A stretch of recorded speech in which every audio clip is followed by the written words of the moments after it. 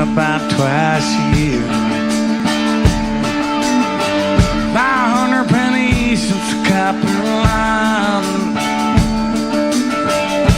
Heavy mountain good made moonshine. Not a revenue man with a granddaddy bed. Ended up a Hollywood, everything had. For my time, well, I've been told never come back from Copper Red Road.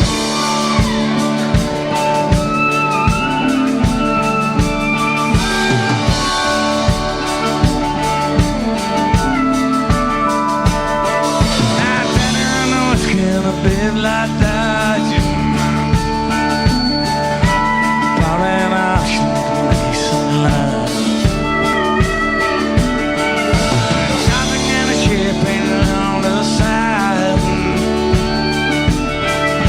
Shot a coat of primer and I looked inside. They handed my uncle to the engine down. I still remember that rumble in the sand.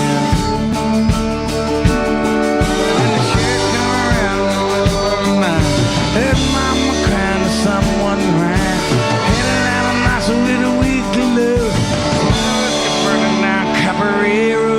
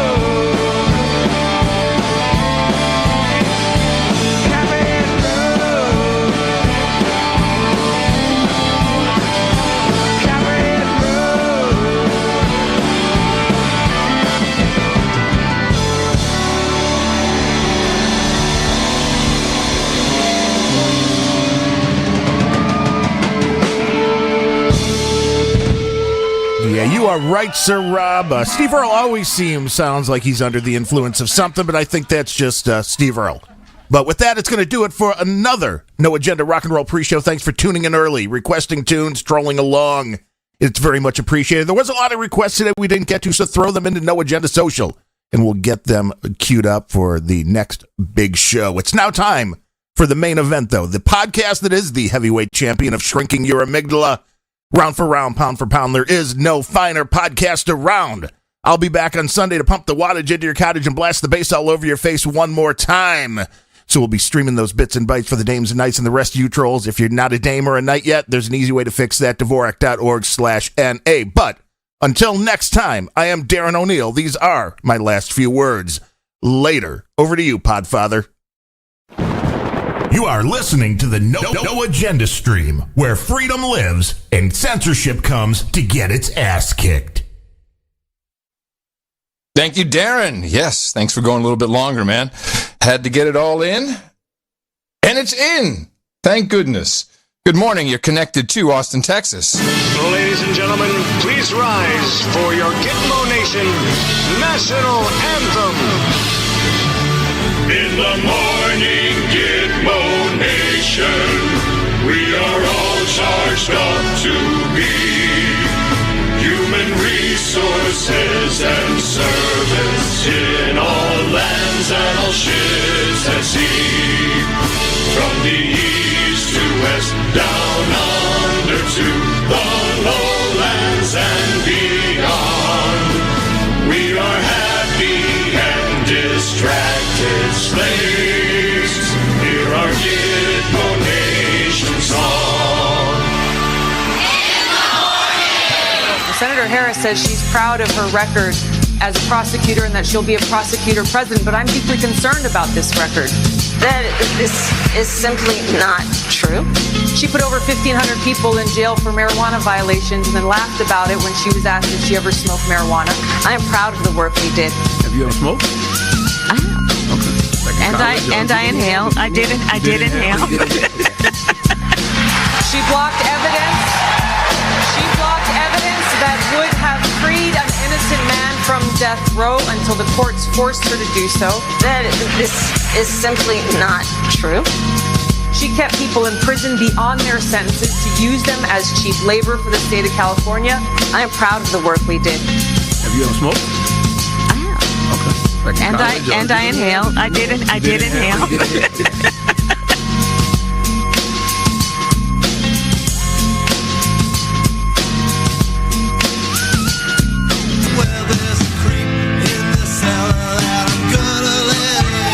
I'm Joe Biden.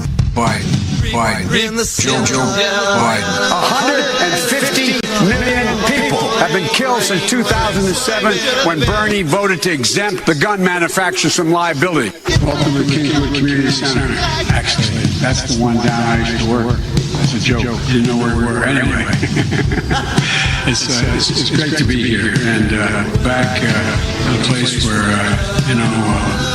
My name is Joe Biden. I'm a Democratic candidate for the United States Senate.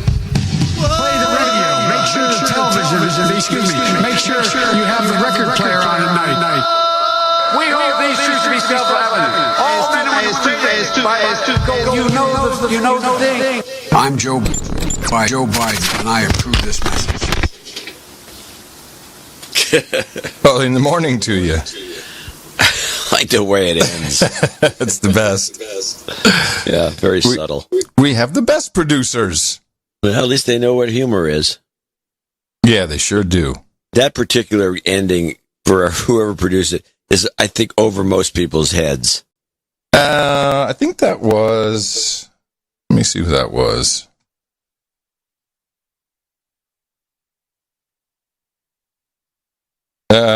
Jesse Coy Nelson, yeah. Yeah, he's good. He's the teacher that travels around and has been doing the meetups from...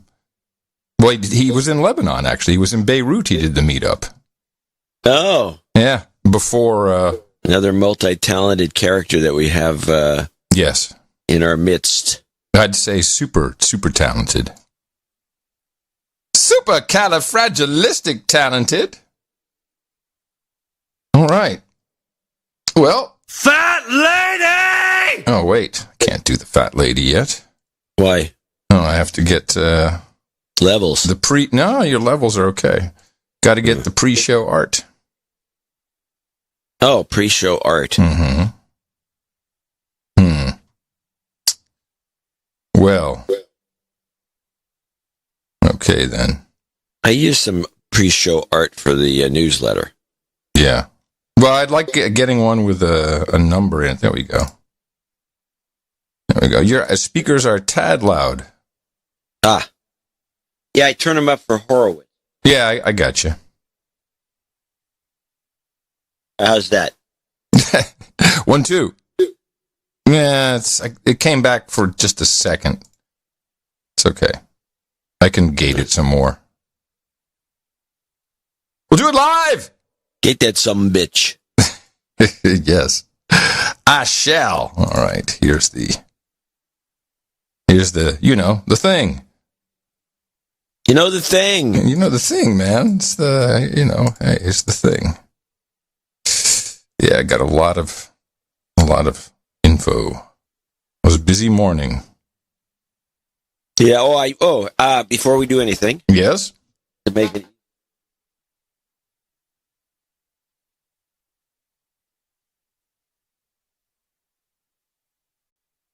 before we do anything, and then he left. I gotta have some birthday stuff. I scrounged up some birthdays that have to be put in. Okay. Not that one. Not that one. Oh, these are from notes, or? Yeah, notes. Okay. Of course, now I can't find it. Here it is. This one is, what's his name? Zachary? Okay, hold on. Zachary. Yep. 40th birthday on August 13th. From Rachel.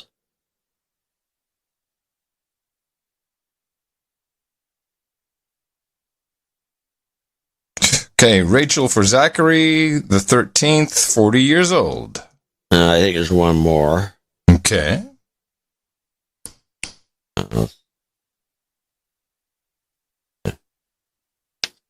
Well, there is one more, but it's going to have to happen when it happens. At least you got that one out of the way. Okay. In that case... That lady! That bitch! Yes! Correct! Come on! It's the Noah Agenda Show, by the way.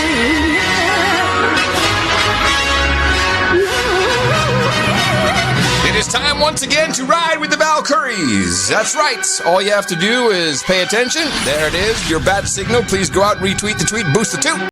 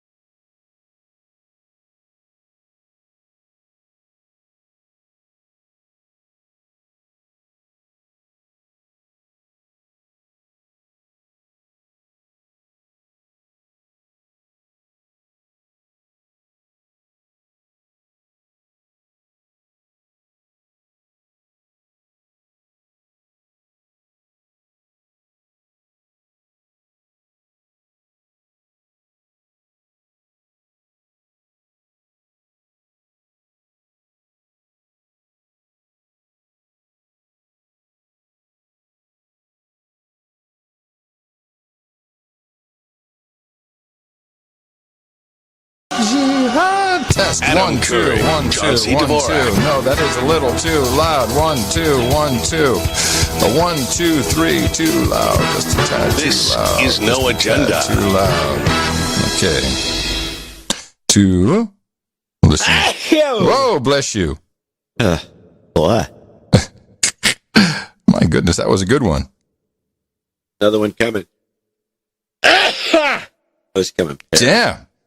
Yeah, terrible. You got the Rona, bro. The Rona isn't a sneezing thing; it's a coughing thing. Well, some people, the sneezes is for all some I got. people, it starts with the sneezing. Yeah. I mean, what would I know? I'm chronically dripping. 3. Woo! Oh, man. Now, in all the 13 plus years we've done the show, maybe the second time ever I've heard you sneeze. I have sneezed on during the show a number of times. Right, but you probably killed your mic or something. Yeah. Yeah. Good for you. Oh, yeah. You know what's funny with Clean Feed? Yes. I can actually mute like his cough button. Yeah, that's right. I'm going to show you how to do it. 1, 2, 3, 4, 5, 6, 11, 12, 13, 14, 15, 16. Smooth as silk. Hello? It's a great gag, isn't it? It's a great gag. It's like the sound engineer's gag number 2. Yeah, well, that way, yeah. Which I deserve because I'm always making funny sounds into microphone and sound engineer. No, you need it. It's good to have it. All right. Okay. Well, then.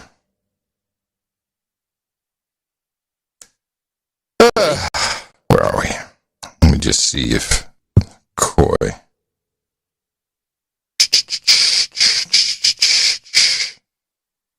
No. Okay. All right, let me stop this. Okay. At your leisure, sir. Hit it. Adam Curry, John C. Dvorak. It's Thursday, August 13th, 2020. This is your award-winning Gibbo Nation Media Assassination episode 1268. This is No Agenda. Headed down underhand, broadcasting live from Opportunity Zone 33 in the frontier of Austin, Texas, capital of the Drone Star State. In the morning, everybody, I'm Adam Curry. And from northern Silicon Valley, where we're all celebrating the nomination for Vice President of Kamala Harris. In Finnish, it means horrible and disgusting. I should have done more research. I'm John C. Dvorak. It's Crackpot and Buzzkill in the morning. Yeah, you should have done a lot more research to make that opening shorter to fit in the music bed. Yeah, well. Oh, well. Well done. Well done. Hey, now look, I have. Wait. For question. Yeah? Have you been doing the work? No. I've been doing the show. Oh, okay. So I have this clip that I've been carrying around just because I thought it was interesting. Mm-hmm. And this was from a guy, I've never heard of this guy, and he's discussing on one of the shows, how do you vet the vice president? Now, I would think that if you vetted the vice president and you found her first name meant horrible and disgusting. In Finnish, that is. In Finnish, well, I know, but you always do that kind of research so you at least have something, because you know Trump's going to eventually just bring it up and then start calling her horrible Harris, which has got a nice sound to it. That's the one. Yeah, we're looking for a nickname. Horrible Harris. He had phony Kamala.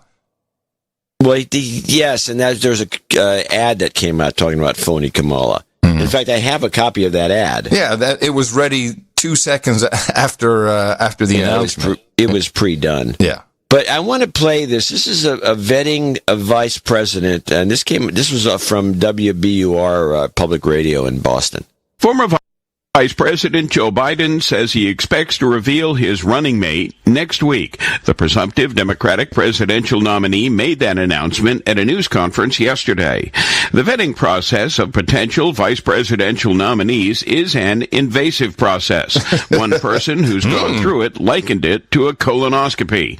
Among those believed to be on Biden's list is U.S. Senator Elizabeth Warren. As WBUR's Callum Borchers reports now, Warren and anyone else being considered already went through some very probing questions. I am a graduate of the Jeff Begay School of Broadcasting. You might like to forget your middle school years, but if you want to be vice president, you don't have the luxury. What were you like in junior high school? Who were your friends? What were your friends like? That's retired Admiral James Stavridis recalling some of what he was asked 4 years ago when Hillary Clinton's campaign vetted him. When did you start dating? What kind of physical relationships did you have? And, you get very personal very quickly. At the time of his interrogation, Stavridis was a dean at Tufts, a former four-star naval officer and supreme allied commander of NATO forces in Europe. And here he was getting grilled about teenage romance. There was more, too. Obviously, they wanted my taxes. They also wanted, this is interesting, I think, my complete medical records and my dental records. They asked for every article I'd ever published, transcripts of every school I'd attended. I remember looking at the stack of documents I was going to send them, and it was well over 2 feet. And that's for just one possible running mate. How do they keep that all secret? I mean, if you're one of these vetting consultants, what a treasure trove. You're Oppo research the next time around. It seems like you're creating a dossier more than anything else. And where's the information about Willie Brown and Kamala Harris? Hey, do you want to do all the Harris stuff now? It's fine with me. I just want people to know I have a lot of Corona stuff from Australia, etc. So just want them to know, hang in there. I see you down under.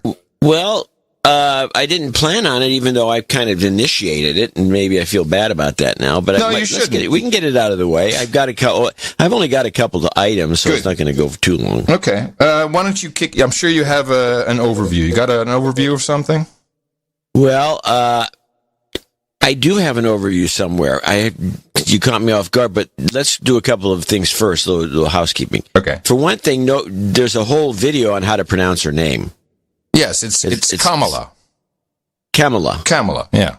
Not. But Biden, when he gave his, he said Kamala. I saw it. He said no. He said both. He said a couple different ways. Yeah, In fact, in one situation, which I have a clip of, he said it 2 ways within 10 words. Okay, I need to hear this. This is the Kamala.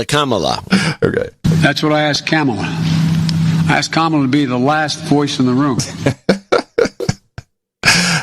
Kamala. Yeah, so there's 2 things about you got to turn your speakers just a little bit. I can't get it out. There's 2 things that I'm glad you're doing this. Let's get it out of the way. Okay, I really don't care. It's hard for me. It's more of a mouthful to say Kamala. It rolls better when you say Kamala. Man, I'm still coming back through your speakers. It's crazy. It's not Kamala. We got that. So, but it's like, okay, fine. Everyone, Tucker Carlson got reamed by that idiot Democrat consultant for saying it wrong. And it's just, it's margin stuff to me. So is she's not eligible. She's not a natural born citizen. Oh, please. Oh, that is such bull How many crap. times have we gone through that one? I mean, and I would think that's something that the Democrats themselves launched, just like Hillary Clinton launched birtherism against Barack Obama. I'm sure it's just to distract everybody from what's really going on with her. She's a horrible person.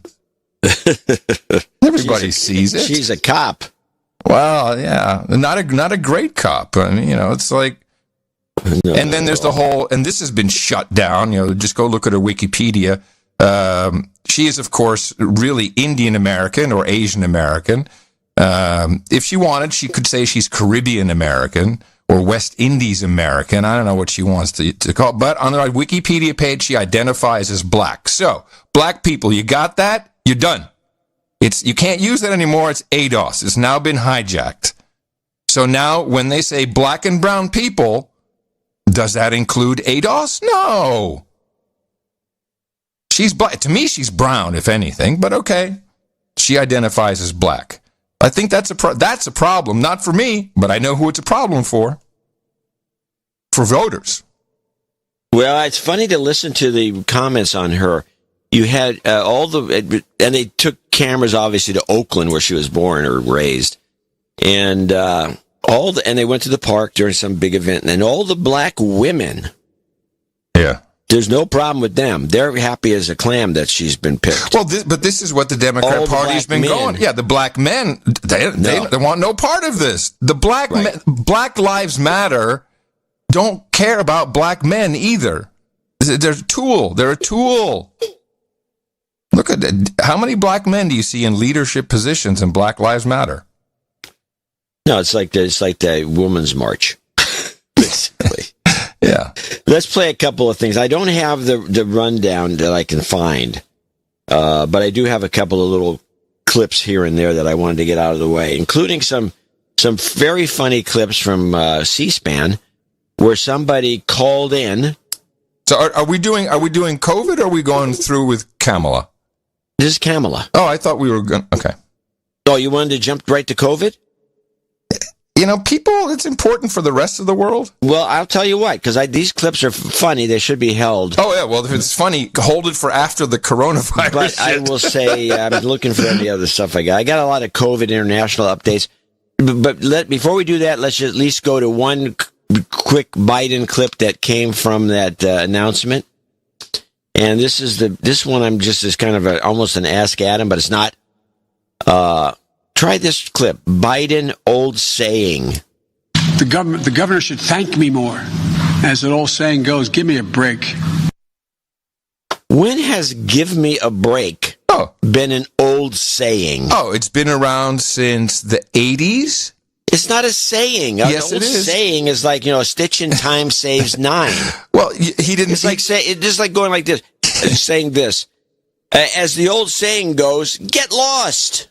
Yeah, but as the old saying goes, I'm here. He didn't finish the old saying. He only gave you half of it.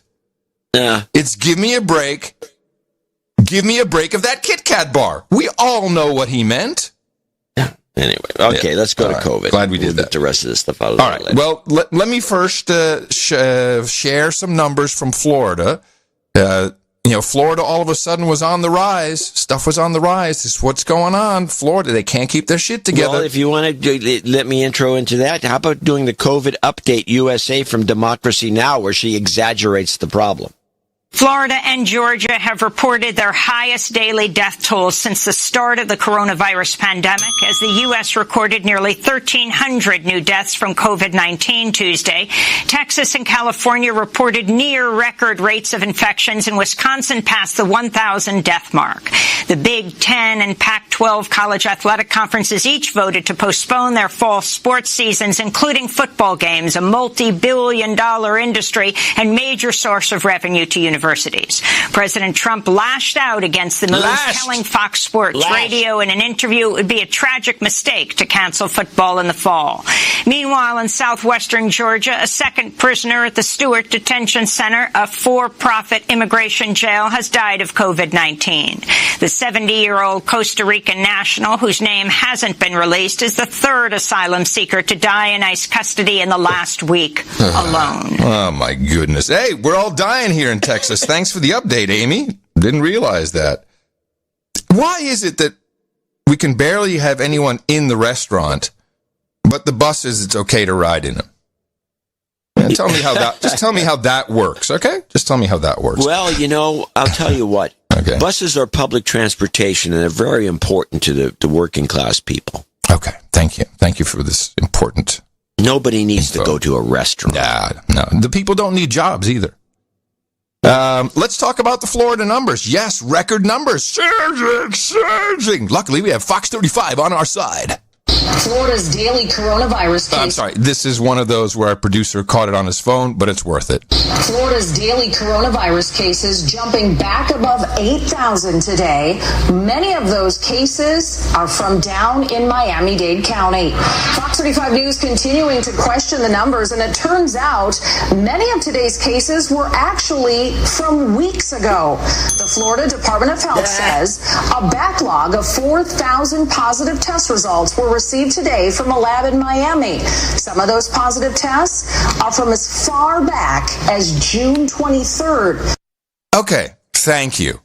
So this is not the first time Florida has done weird stuff with their numbers. So there's a surge. Yeah, if you dump all the numbers into the database on one day, you know this is happening everywhere. The UK has lowered their death rate by 5,400. You won't hear that a lot. It won't be repeated over and over and over again. What you will hear is that neck gaiters are no good. Neck gaiters, you might as well just be tongue kissing somebody. So they're going to be outlawed, even though the CDC has said no such thing. Fauci has said no such thing. Birx has said no such thing. Well, then what triggered this? One test done by who was it? Universities at Duke University School of Medicine. Now, if you look at the actual study, and I've been looking at a number of studies in preparation for this show, they say, well, the one we had was least effective. It really depends on the material, and we can't really say it 100% sure. And I don't know if it's really, I don't think it's a published peer-reviewed study, but okay. Tina, nobody in California said jack about these things. It's coming. Tina flew back from visiting a friend yesterday on Southwest Airlines, and they made it very clear: no gaiters and also no masks with an exhale vent. So, New York, flying back from where? Florida. New York. Florida's a hot spot, flying from one hot spot to another. Yeah, she's badass that way, man.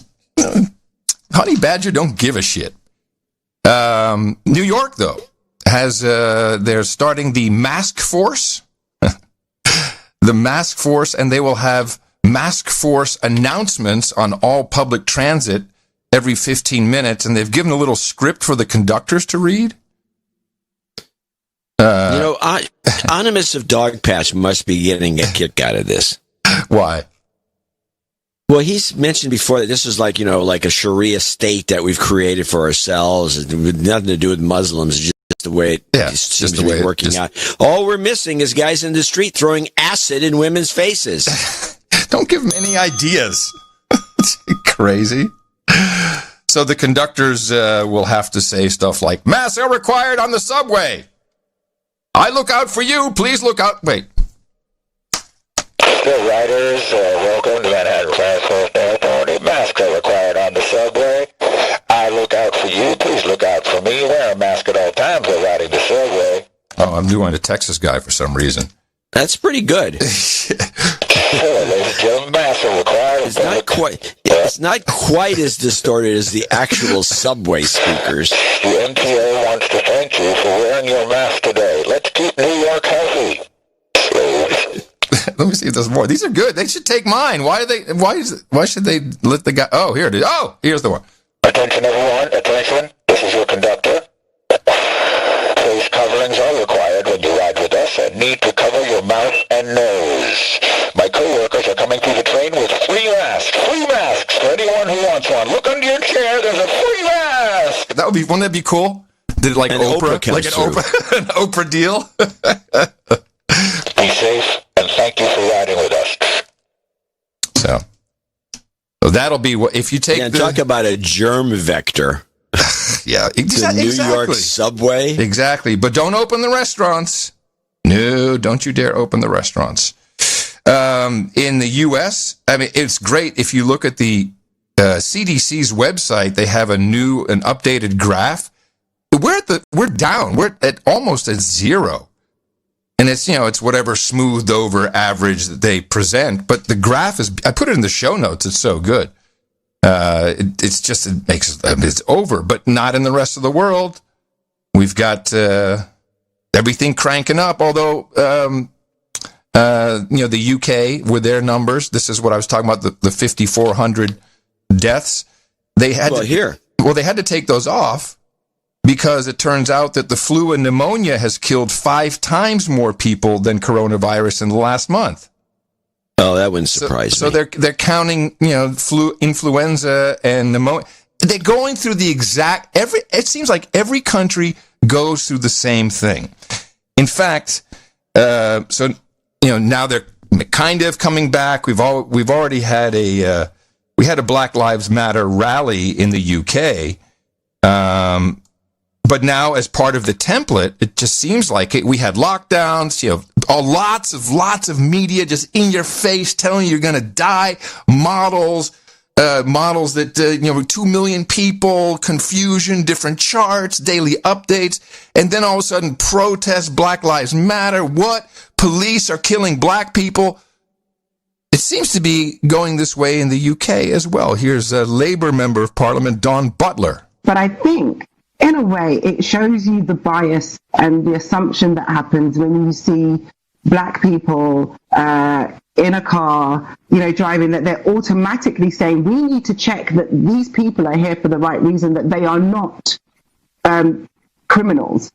And we need to change that. We need to change that thinking. And that's going to take a lot of effort, and it needs to be done quickly. So it needs to be quite intense. And that's why I think it's important that I work with the police, but organizations that have been working on this for many years, trying to change the system that doesn't work and over-polices black people and criminalizes black people. And yes, sometimes it's a difficult conversation, and sometimes it's an uncomfortable conversation. But it's a conversation that has to be had, because really this cannot continue. And in the light of Black Lives Matter, what we're trying to do is dismantle the structural racism that takes place. And McPherson has said that the Met Police is institutionally racist. Cressida Dick doesn't like that term. That is not something that she should be saying. What she should be saying is, I lead an organization that is still institutionally racist after 20 years. I need to stop that. I need to cut that institutional racism out of the Met Force, and will do whatever it takes. And that's what she should be saying. I heard exactly the same that's going on here. Police pulling people over for no reason. You're black, so you're suspicious. Institutional racism. All under Black Lives Matter banner. It's a very different country. They don't have, to say the least, they don't have 400 years of history in this regard. They just didn't. They just don't have that brand. But this is from only 20 years or 30 years or whatever it is. So I'm just seeing a template here, and I'm trying to see if there is a pattern with countries that you get everything going, you get the lockdowns, you get strife, your head's filled with information, then boom, here's a problem, black lives, people are being killed by white people, and then politicians are in the mix, and I hope not, but I think this is exactly what's going to happen in Australia and possibly New Zealand. So you recall the producer who got really mad. I played the Katie Hopkins clip, and we talked about that on the show after that. Mm-hmm. So he, of course, responded to me saying, man, and it took me, it's Bob, and I've known Bob for a long, he's been, sending me stuff for years. And I can't figure out that he's angry, and he's, fuck your New York attitude, which I thought was funny. Just all this stuff being brought in. And I'm like, I went 10 rounds with him. 10 rounds. He was worth it. It was worth it. And, nice. So I finally was able to say, hey man, look, that was all I was sent. That's all I had. I have not received any boots on the ground reports.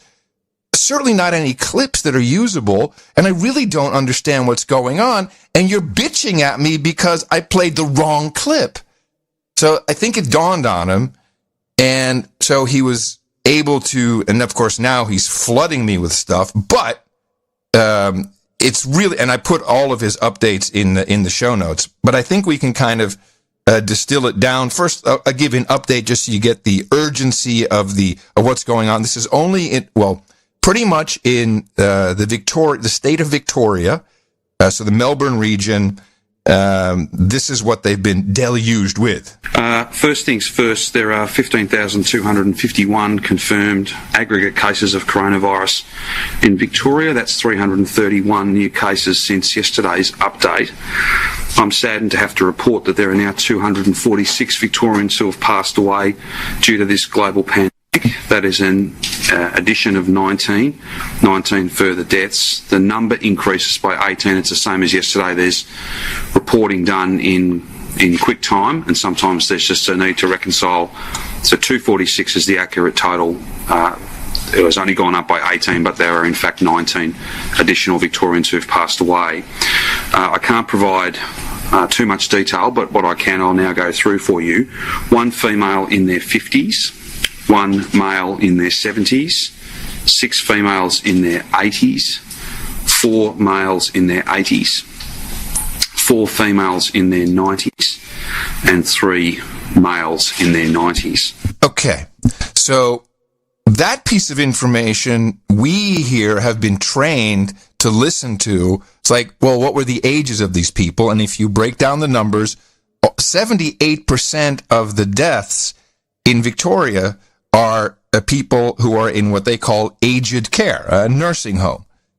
So the official narrative, and actually I should probably read the summary from Bob, because I believe he has taken in the official narrative completely and may not see some of the things that are going on, which is why I think it's an interesting case to see if we can find a pattern, which starts with the old people. How is it possible that any country at this point has not thought to themselves, we need to protect our old people? But they didn't do that for some reason. And now, now it's in the news. We have to stop this. We should figure this out. But here is his summary. Virus was almost beaten here. It has been in New Zealand. It was coming in from overseas travelers. Initially, the government asked these travelers to self-isolate. It was quickly discovered they weren't. So the government forced them into hotel quarantine for 2 weeks at the government's expense. This was the magic answer. And I don't think he's saying that cynically. Everything was working perfectly in every state and still does, apart from Victoria, Melbourne. It's now clear the job was outsourced to companies, lowest bid style. Guards were fraternizing with hotel patrons. Guards were lower class, trying to earn money, but many were also Uber drivers, etc. Other states had police and army enforcing these hotels, but not here in Melbourne. Lots of stories on why this happened, from trying to appease desperate hotel prisoners to low-cost bidding for guards, to inclusion policy, to hire all ethnic types. Who knows the real reason? There's now an inquiry into all of this, and being cynical, many think it is overt calls for the resignation of the premier. No one has taken the full blame yet. So what happened is it got loose, and this has been immediately blamed on the people returning for the lockdown. Well, actually, let me play the aged clip here for a second. The state government has been forced to step in and take control at 3 aged care homes which have growing COVID outbreaks. Jody Lee is outside one of the facilities in Altona North, and Jody, things were getting desperate. Mitch, so desperate, the state government says some aged care facilities have been begging ambulances and hospitals to take their residents. It comes as many are struggling with PPE and to maintain staffing levels. It means that dozens of older and vulnerable Victorians are now falling victim to neglect. So, bad on you, Victoria. What I didn't know is this incredible rivalry between the states. So we have Melbourne and Victoria, New South Wales, of course. We've got Western Australia. Did you know how intense this rivalry was? Well, I'm not there to feel it, so no. I was there in 1990. I realized it's 30 years ago, and people still had guns and seemed to be an outgoing kind of FU kind of cool people. with a mix of American, Dutch, and British influences. I've always enjoyed it very much, but it seems like everyone's depressed and mad, and Victoria being a big economic region, and also a big football region, as in soccer. But all the footballers, they left because they got tipped off. This is just what people are talking about. They get tipped off, so they ran to a different state. You cannot pass the state boundary. You can't go from Melbourne to Sydney. You will get shot in the head. There's like checkpoints, and you cannot travel. Maybe you've seen on the street people getting arrested, rousted, no mask, boom, throwing the girl on the pavement, taking them in, thousands of dollars of fines. And I think that they've gone completely insane from the messaging and the belief that they had magic, that they had figured it out. No, because we had the top dog, Maurice the dog, on. I interviewed him. We played some clips on the show, and we talked specifically about Australia and New Zealand. He said, "Well, if I'm right, if this follows the influenza patterns and it has airborne spread, it will show up around flu season in Australia," which it is. And last year, just as a little pointer, in Victoria, 900 people died of influenza. And this little ditty. As students head back to school, parents and teachers are increasingly concerned about how coronavirus could spread, especially in buildings with inadequate ventilation. John Lednitsky studies viruses at the University of Florida. There was a lot of controversy about SARS coronavirus 2 being transmitted or not being transmitted through airborne routes. Analyzing air samples in a hospital room, Lednitsky's team found infectious virus can spread through the air up to 16 feet away from an infected patient through tiny droplets called aerosols. This is the smoking gun that everybody's been asking for. Lindsay Marr studies how viruses travel through the air. We're talking about virus that is present in very small droplets, tiny ones that we call aerosols, that can travel much farther through the air and remain in the air for minutes to hours at a time. Exactly as predicted. So I just want our producers down under to know that I don't think anything could have stopped this. This is so viral that so don't blame yourself, and of course it's completely political. I believe it's conservatives who run the state. So here's a piece from the local news, and I think it's a liberal member of is it Parliament, or I'm not sure exactly what their structure is, but a liberal political member of the state who will be talking again about the premier stepping down over this. So instead of, hey, it probably wasn't possible at all to shut all of this down, and don't go so hard on yourselves, this is the focus of the day. You had all of those claims yesterday. Now you've got new claims today that we just reported. These guards were taking cash in hand while also claiming JobKeeper payments and also taking guests out to supermarkets and 7-Elevens and what have you. I mean, what do you make of all of that? Well, this is a scandal of monumental proportions. I mean, this is a complete fiasco. And not one single minister in Daniel Andrews' government here in Victoria has taken responsibility for this fiasco, whether that be the Police Minister Lisa Neville, the Health Minister Jenny McCarkos, the Jobs Minister Martin Bakula, or indeed the Premier Daniel Andrews. I mean, there are allegations that security guards were bonking those in quarantine. I mean, this is just quite extraordinary. Quarantine bonking, everybody. It's got to be a song, quarantine bonking. So it's completely political. There's warring with the states. It all sounds so incredibly familiar. They thought that they had it all. Don't worry about the old people. How short-sighted is that? No. It's a pattern. I think it's a pattern. This is not intended to give you any truth of what's happening. And no one that I see in the media there, and there's a lot that have been sent, there's really no mention of China. There's no mention that it comes from China, which, of course, is where we really should be focusing our attention. And now, the country that for sure had all the magic, for sure had it all done, Oh, my goodness. New Zealand now has cases. And they're close to understanding what happened. Now, New Zealand officials are investigating the possibility that its first corona case in more than 3 months were infected by imported freight. The country has gone back into lockdown following the discovery of 4 infected family members in Auckland.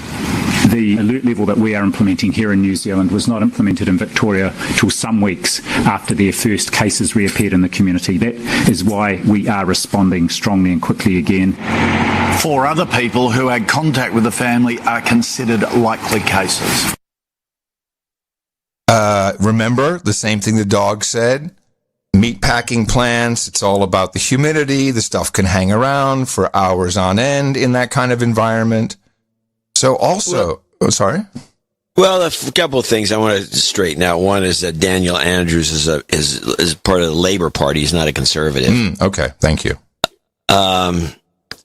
Also, I think the thing is really summarized by the fact that we have like 50+% of our deaths from old folks' homes. Mm-hmm. That early clip you played, they claimed 79% from old folks' homes. 78. So, okay, 78. 78 it's like, that was a Trump lie. Yeah. No, so, it's nuts. That it is just like, I don't understand why people don't understand that basis. You're right. You just protect the old folks' homes. I mean, in New York, they infected the old folks' homes to the tune of 10,000 dead. Well done. Yeah, that was a good one. So I guess just back to the pattern for a second. So you're going to get you're going to get the mask debate. Don't worry, you'll get it. This is not having one or not. It's what is the right mask. How will you come back? I mean, the whole economy will be. These people have no guns now. They can't do what we did. We can't go out and say, "Oh, I'm going to stand around here with my gun at the Capitol and show people I'm unhappy," and I'll probably be left alone, which they were. None of that recourse. In New Zealand, it's already been just kind of dead. There's only 5 million people there. It's a communist state for all practical purposes. You might as well be run by Brezhnev. I even checked in with Sir Chris Wilson, A, to see if he was alive, and B, what's the update. I think he's too level-headed, and I think he's more near Sydney, so he doesn't care. Victoria, screw those guys. I don't care. That's the state rivalry. It's nuts. Now, on the therapeutic vaccine and such front, some interesting developments. Before we leave the country rundown, I want to get these COVID clips out of the way. Oh, good. So let's go to this is all from Democracy Now!, except for there's one from France 24, but this is Democracy Now!. This is the World Report. India reported more than 60,000 new coronavirus cases and 834 deaths Wednesday, nearly breaking a record set earlier this week, bringing India's official death toll to more than 46,000. Latin America remains the epicenter of the pandemic, with just 8% of the world's population and 30% of global deaths from COVID-19. In Bolivia, morgues in the city of La Paz are filled to capacity as bodies of COVID-19 victims have been left uncollected in an open-air spot near a local chapel. A police officer cited residents' fear of contracting the virus. What is the death ratio for India? They have 1.6 billion people, and they're really tightly packed. But, there's a lot of hydroxychloroquine use. They're outside a lot. So she takes it to the extreme as part of the anti-Trump number thing, porn. It's number porn. Number porn. Well, let's listen to how France 24 handles talking about some of the European action.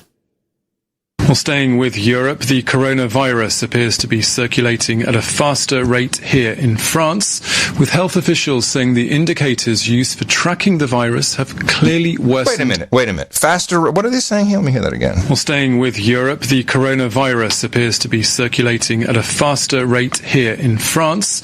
Is this like the national pastime just to say we suck the most? Oh, no, we're number one. with health officials saying the indicators used for tracking the virus have clearly worsened in recent days. Now, on Wednesday, the latest government figures showed that over 2,500 new COVID-19 cases were confirmed in the previous 24 hours. That's the sharpest increase since May. And of the 600,000 tests carried out across the past week, over 11,600 came back positive. We can listen now to what France's health minister has been saying. You can be assured that we're doing a lot of tests, 600,000 tests per week. We've now gone beyond 600,000. We have also made masks available. Many explanations have been given in order to help French people understand the epidemic. Everything we do today is so that we don't have to go back into lockdown. Schools will open at the beginning of term as planned, with a safe sanitary protocol in place. Businesses are up and running, and public transport has been running for several months with compulsory mask wearing. Well, staying with the coronavirus, over France's northeastern border, the wearing of a face mask has now become compulsory in all public spaces in the Belgian capital. Over the last 7 days, a daily average of 50 cases per 100,000 residents has been recorded in Brussels, pushing it high up Europe's leaderboard of hardest hit cities. Up until now, the wearing of masks had only been obligatory in crowded public spaces and enclosed areas like shopping centres. I think... sorry? Notice the word leaderboard. Yeah. We love being on the leaderboard. I can predict what's going to happen. We need a shocker in the U.S. We're getting a little cocky on everything, on the masks and on the masks. We need a celebrity to die. Never happens. A celebrity needs to die. It's got to be an old celebrity if it's going to happen. It should be someone who was spotted without a mask, or whose husband or wife didn't have a Trump mask. Supporter, James Woods. Ooh, James Woods. Oh, that would.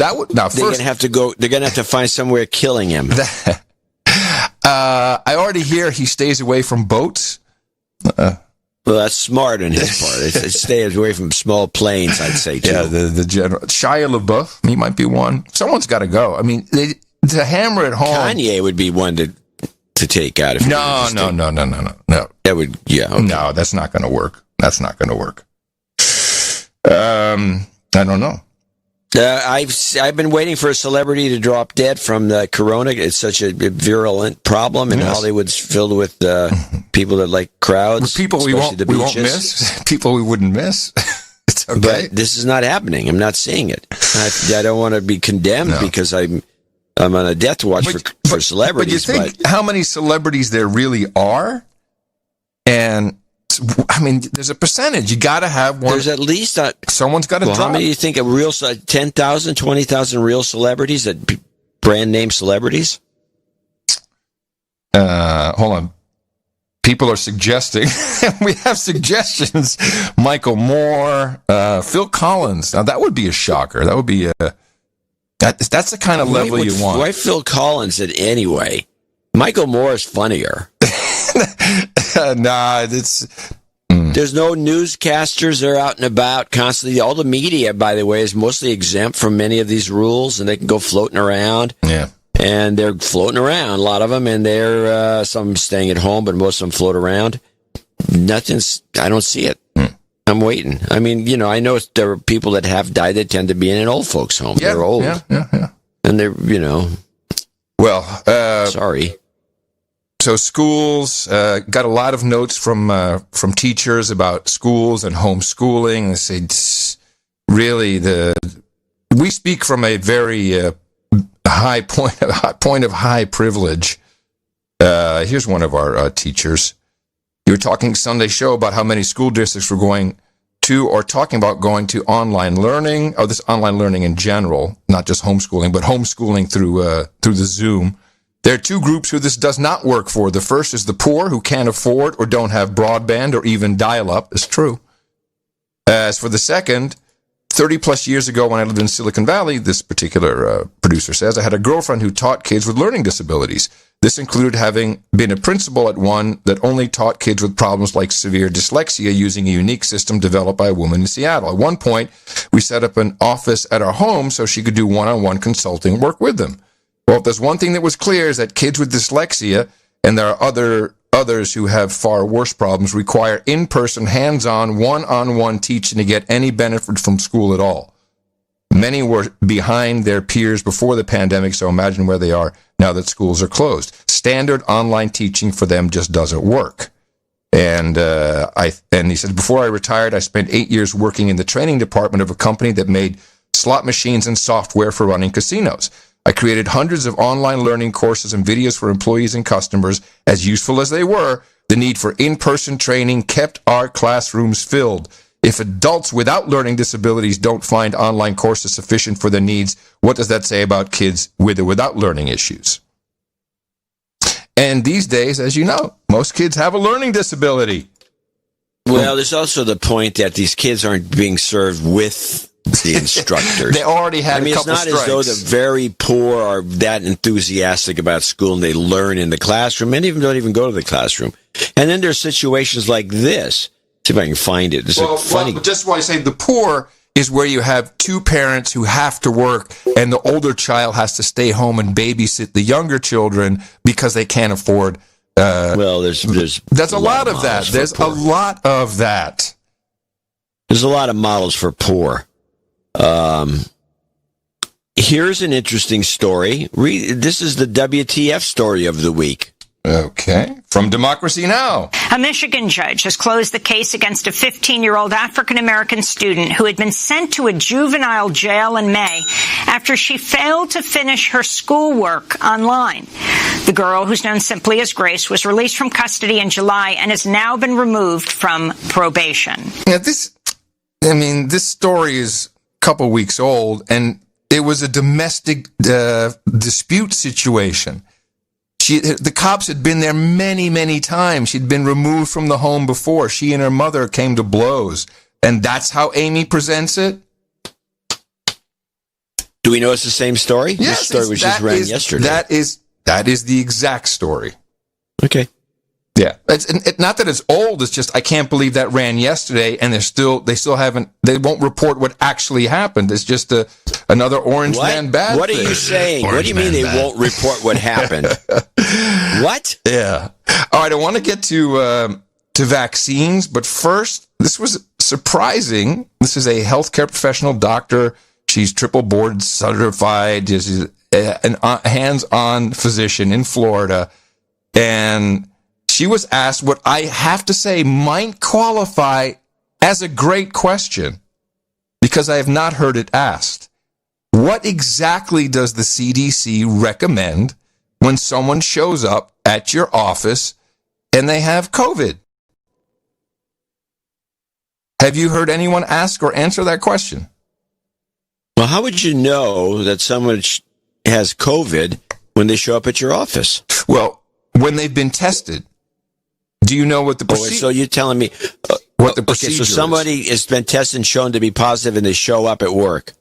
No, they show up at your doctor's office, and they say, "Okay, I've been tested. I'm positive, and I have whatever my symptoms." Okay, so what do you think the CDC recommends? They recommend you throw them into the street. What is Move them to old folks' home? I have no idea. Close. Recommendation by the FDA or the CDC to doctors. What is it you are being told if your patient tests positive? Here is what we're recommending you do. Let's say literally nothing that I know of. It is stay home in isolation for 2 weeks. And then potentially either get retested again or, that is muddy.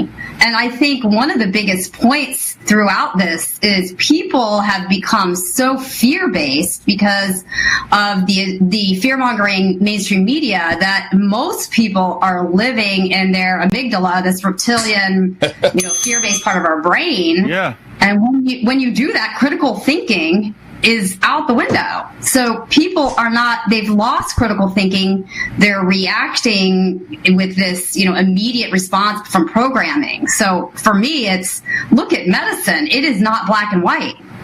It is called the art of medicine. It's the practice of medicine because we look at all kinds of things to come up with a program. And she went into how she'll study, she'll go buy some books or look some stuff online, depending on what ailment comes along, that it's not just like, oh, you're here with that, boom, you get this. In fact, there's no recommendation from CDC or FDA. Go home and self-quarantine. Isn't that exactly when you should be, I don't know, taking something, maybe some zinc and something else, quercetin, I don't care what it is? I find that bizarre. Yeah, you'd think. Well, some people did. I mean, I will repeat this. I repeated it before. The first clip we played about COVID back in February or May or March. Was one of the Hollywood stars that was in this situation. The doctor immediately gave him that treatment, and he walked, he spent his 2 weeks hunkering down. He was fine. I wish I remembered what that guy's name was. Yeah, he was. I think he's in Hawaii 5-0. I know, but I just can't seem to find it. No. Okay, so now we're on to. So there's nothing. Shut up. You don't get anything till you're in the hospital, which is where all the hydroxychloroquine zinc combo studies are from, is people in the hospital when it's it's too late. Too late to be using that. But there's no recommendation. And I guess remdesivir is also, you got to be in the hospital first. Dead in that case. Russia is now claiming they are done and shipping their vaccine. And I didn't know that they were shipping it. Well, you'd think from the way everyone is saying it's going to suck, it's no good, questionable, we don't have enough information, we don't know what's going on with them. Yeah, because it doesn't say Moderna or any other U.S. company that's been pre-funded and got pump and dump. And if you think it's over, no. It's on. In fact, this interview with Bill Gates, the Mr. Vaccine, who set up the Gavi, that is it's the Gates something vaccine alliance, but it's the vaccine companies, other commercial businesses, government, or to some degree government, and the Bill and Melinda Gates Foundation. And it's really this interview, which is on Christiane Amanpour, except she had some guy from, I don't know, CBS or CNN interview Gates. Wasn't it Isaacson that was interviewing him? I can't remember. Or maybe it was. And he was at home, and he had a camera that made his head look like a giant egg. And it looks like he lives in some kind of medieval castle. Excuse me. So the question came up about leadership, and I think you mentioned this on just the last show. Bill Gates, he's like, we need more leadership on the vaccines, more leadership from the U.S. We're just not good. And what does that mean exactly? You just said if we can get the U.S. to show global leadership. We've been retrenching from that from a few years now. What do we need to do to show global leadership? Well, it's reasonably straightforward. If we would put $4 billion into the special coronavirus fund that the vaccine organization Gavi's created. Okay, so the first thing out of his mind, U.S. leadership would mean more money into the group that I'm a part of and I started. $4 billion. The vaccine organization Gavi's created, then we could raise the rest of the money from others. Likewise, if we use global funds. Sounds like he's got the financing, but someone said, hey, we'll match it if the U.S. kicks in. Otherwise, we're not on board. Then we could raise the rest of the money from others. Likewise. Now, listen to this. He is shilling for dough. Listen. Then we could raise the rest of the money from others. Likewise, if we use Global Fund, which would then take on COVID as a fourth disease, that it would provide. Hey, hold on a second. If this is all so important to him, he's got more than $50-60 billion in the bank. Well, why doesn't he just cough it up? Well, he says Global Fund. It's only 20 more seconds. He says Global Fund. That's him. Would kick in something, but it's not just, I'll kick in something. Now listen. Which would then take on COVID as a fourth disease that it would provide therapeutics for. Also, $4 billion there. So $4 billion there. Oh, $4 billion there. So he says, I think he's saying he'll kick in $4 billion if the U.S. government kicks in $4 billion. He'd say that. What? He'd say that. Yeah. Now let's listen to the whole. I don't believe that's what he's saying. That's exactly what he's saying. Well, why doesn't he say, "Well, I'll kick it in"? He says that in Bill Gates' language. Listen again. Fund that the vaccine organization Gavi's created, then we could raise the rest of the money from others. Likewise, if we use Global Fund, that's him, which would then take on COVID as a fourth disease that it would provide therapeutics for. Also, $4 billion there. So he's saying they would put in $4 billion, but he needs $4 billion minimum from the U.S. government, and I guess it's a $12 billion. He'll need an extra $4 billion from someone else. He's trying to raise the cash. Compared to the trillions of economic damage or supplemental thing, getting the international response, showing our strong role to get that going, $8 billion is an incredible bargain. And he coughed too. One of his tells. Yeah. Yeah, well, that's before he said it's an incredible bargain. So why do you think? I mean, I agree with what you're saying. Okay, well, let's just drop that because it's not important. Let's go back to the basis of this whole back and forth, which is global. Yes. And Isaacson's all in on that, and Gates is all in on this. This whole thing has been a promotion of globalism from the get-go. Right from the get-go, right from the beginning. We needed more global leadership, and it's like we're dropping the ball because we should be the big global leaders. Yeah. Well, here's the fun thing. Stephen Mosier, who is a scientist in his own right, but he has taken upon himself. I think we might have played a short, almost unintelligible clip of the Italian doctor scientist who wrote a whole book on exactly how the coronavirus came to be, but it's only in Italian, and it hasn't been translated, and you can barely understand what the guy's saying. It was a couple shows back. So Stephen Mosier is a scientist, and he's been writing a lot about the virus and about China, and it seems. In fact, no, I sent this article to you that he wrote. That's what it is. I sent this article to you about the origins of the coronavirus. But before I play that clip, here he is talking about the fact that we actually can't create a vaccine that's going to work, and why. Why China has refused to provide the complete genome of the China virus to the World Health Organization, to the United States, or anywhere else. If the Chinese provided the matrix virus, that is the original virus, the source virus that they created, it would have meant admitting that SARS-CoV-2, the China virus, was created in a laboratory. In fact, he went on to say the incomplete genome made available by China lacks some inserts of AIDS amino acids, which itself is a smoking gun. So if you look at the incomplete genome of the China virus that has been provided by China, you can see that there are pieces missing that constitute a smoking gun. Now, the key question, of course, for those of us who are living through a pandemic concerns the development of a vaccine. Professor Trito on this point is not optimistic. He says, given the many mutations of the China virus, it's unlikely a single vaccine that blocks the virus will be found. Quote, at the moment, 11 different strains have been identified of the China virus. The A2A genetic line developed in Europe, the B1 genetic line, which took root in North America, are more contagious than the original strain originating in Wuhan. I therefore believe, Dr. Trito says, at most, a vaccine can be found effective on 4 or 5 strains and able to cover 75% of the world's population.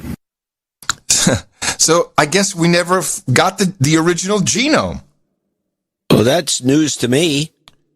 Well, I knew that. It doesn't surprise me. It was a talking point for a while, and it just kind of went away. And so the way I understand it is you can make a vaccine if you understand the genome, since these are mRNAs, or maybe they use the genome just to recreate the virus. Don't know. I don't fucking know. I don't know. But we don't know. Neither one of us know. But this doctor seems to know that if you don't have the original genome, you're never going to get a vaccine that works for the original virus. Well, his real argument is you're never going to get a vaccine because this thing is not stable. Right. And that's why we've never had a vaccine against the common cold. And that's why there was never a vaccine against SARS-CoV-1. If you remember that thing when it came flying through town. The SARS epidemic, and that was, it could have been a lockdown during that, but we didn't do that. No, we stopped testing. Right, we stopped testing on H1N1. Oh, it was H1N1, you're right. We never even tested on that. No, why bother? And so there was never a vaccine for that. If you can't do a vaccine for SARS-CoV-1, how are you going to do the other one, which, these are lab designs. There's different reasons for it. We've talked about it before. Other people have talked about it. Nobody wants to discuss it. It's a chimera. Okay, stop. Stephen Mosier wants to discuss it specifically. The China virus definitely was not a freak of nature that happened to cross the species barrier from bat to man. It was genetically engineered in the Wuhan Institute of Virology's P4 lab, the high containment lab, P4 lab, in a program supervised by the Chinese military. And he calls it a chimera. It's an organism created in a lab. The Wuhan lab was actually built by the French. The French came in and set up this P4 lab at the Wuhan Institute of Virology. We advised against it because we said this is highly sensitive, dangerous technology. We might not want to be handing it over to the Chinese. The French, being the French, went ahead and did it anyway. The ribbon-cutting ceremony was in February of 2017, after which the French were shown the door, and no French scientists were ever allowed back in the lab. But the French are involved. The French are also involved because the head of the P4 lab, Dr. Shi Zhongli, whom we've talked about before at great length, Dr. Shi was at the Pasteur Institute in France, and that's where she learned about how to insert pieces of the AIDS virus into other viruses to make them more pathogenic, to make them more dangerous. So the French are involved. That's kind of interesting how the French are not even brought up at all in this story. Well, this is news to me. The only thing French that came was that French Nobel Prize winning doctor who looked at the genetic sequence and immediately saw what it was, and then everyone called him a crackpot. Oh yeah. Well, maybe this will help us understand in part 2 of this, as the U.S. is, of course, also complicit. And the Americans are involved as well. Professor Ralph Barrick of the University of North Carolina was on the receiving end of major grants from the National Institute of Allergy and Infectious Disease. This, of course, is Dr. Anthony Fauci's shop. He's a big proponent of gain-of-function research. He has been since at least 2011 when he published an article in the Washington Post advocating for it. And when this was stopped at Professor Barrick's lab, they moved the research to China. So Professor Barrick and some American virologists have been involved in the lab in past years. But this is what happened. As soon as this virus began to show dangerous properties, the virus was more infectious. The virus was more dangerous. Immediately, the People's Liberation Army bioweapons people got involved. And I can tell you as a China expert exactly why that happened. It happened because everything in China is dual-use technology. Everything in China follows the rule of let the civilians support the military. So as soon as this civilian vaccine project at the Wuhan Institute of Virology showed promise, the military moved in and said, oh, this has military potential. And then who did you have come on the scene? You had people like General Chun Wei, the head of the PLA's bioweapons program. You had other people who were involved in the PLA's bioweapons program going into the lab and working with Dr. Shi, who basically lost control of her own project. So if you take all those pieces together, the strain that we got, and whether it was a mutation, and I guess it was actually much more contagious than what took place in Wuhan itself. We really got screwed in this deal. Yeah, I would say, and it looks like an act of war if you're going to take all these factors into account. That's one of the reasons nobody wants to talk about it being a created product. Because we don't really want to deal with the aspects of, was it an accident? Did they do it on purpose? Why are they doing it at all? Well, what kind of research are they up to? Trump by the way, I should mention the one little aspect, because I've been writing an essay on this myself, pretty much with the same information, which is that, they keep saying it's a bat or it's this or it's that. Nobody can find an animal with this virus naturally occurring within the animals. No. There's no bat with this virus. So wait, you're going to write an essay about this being a chimera created in a lab, possibly a biological weapon by China? I'm not going with the biological weapon thesis. I'm going with the thesis that it was an accident. Okay. That's good, because then you only get canceled halfway. Nice knowing you, Dvorak. Go ahead, publish a piece everyone can point to. I'll be on Cosmic Weenie.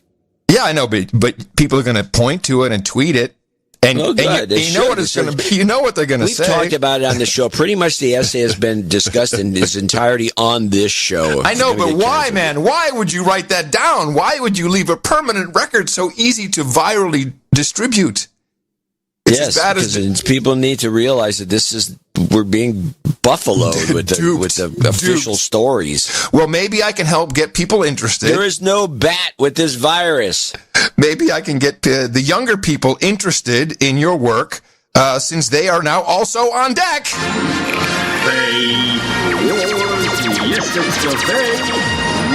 Wars on the bay. E-cigarette. Everybody! Woohoo! Your Vaped Crusader is here to save the day. Yes, we have urgent headlines. Everyone is emailing me. We've got USA Today, big, bold, black letters. We've got news reports. It's not uncommon for Wake County teens to vape or have friends who vape. I have a couple friends that do use it, and especially classmates and those around me, they constantly vape. According to a new study from Stanford University, teens and young adults who vape are 5 to 7 times more likely to get COVID-19. The fact that a lot of teenagers have that belief that, we're not going to be affected by COVID because we're really young. I think that study completely changed things around, and it showed us that, no, we can all face COVID. Doctors say the reason those who vape could be more prone to COVID-19 is because some share their devices with others, and e-cigarette use can cause lung damage. Okay, that was just a mild headline. Oh, man, they took it to another level. Wait, no, bear with me. You'll ask questions after you hear this report. Illinois Representative Roger Krishnamurthy is renewing his call for a ban on e-cigarettes, at least for the duration of the pandemic. Yeah, that comes in response to a new Stanford University study showing young people who smoke or use e-cigarettes are 5 to 7 times more likely to contract COVID-19. Krishnamurthy wants the FDA to require e-cigarettes be removed totally from shelves. Oh, no! You're going to die of the COVID, kids! We've got a study to prove it! Do you think anyone sent me even a link to the study? No. Did you have a question? Did you find the study? Of course I found the study, and I read the study. I do have a question here. If you remember back again, we're going to jump back to February, March. Mm-hmm. When the first COVID stuff started being, they always found it was an interesting anomaly. If you kind of remember this, we had clips. It was an anomaly that smokers were less likely to get COVID. You remember that? Yes, of course I remember that. And how did that change all of a sudden? There was also a study that propyl glycol, which is the main ingredient of vaping, I think I'm saying that right, propyl glycol, I think that's what it is, that used in theater mist. It's an actual medical study that showed it kills coronavirus on contact. So if you're vaping and you get some coronavirus in your nasal passages, you might actually kill it. But no one ever, we talked about that, no one ever did the study. So I went to look at the study. Oh my goodness. It's from Stanford. It's from Stanford. Well, no, it's not from Stanford. Stanford was reporting on it. The actual study is from the Journal of Health, Journal of Adolescent Health. Association between youth smoking, electronic cigarette use, and coronavirus disease 2019. Results. COVID-19 diagnosis 5 times more likely for people who exclusively use e-cigarettes. Wait. This is from 2019? Yeah, John, I know. No, it's not from, it's COVID-19. Oh, COVID, I'm sorry. Okay. No, this is from May. May. People who are dual users, which means you smoke cigarettes and you use use a vape. So it's a dual user. You're more like 6.8% times more likely to get COVID. And if you smoke, well, it's actually 8 times more likely to get COVID. So forget that we heard that wasn't true in the beginning. Who knows? That may have changed. What no one mentions is, oh, by the way, you're 8 times more likely to get COVID if you smoke cigarettes. Oh, no one mentioned that. Why? Why the state Illinois? The state of Illinois is part of the big master services agreement. They need people smoking in order, because every cancer patient they get is tallied against this huge payout they're getting from the tobacco companies. We've been through this several times. You can look at the master states agreement, and to offset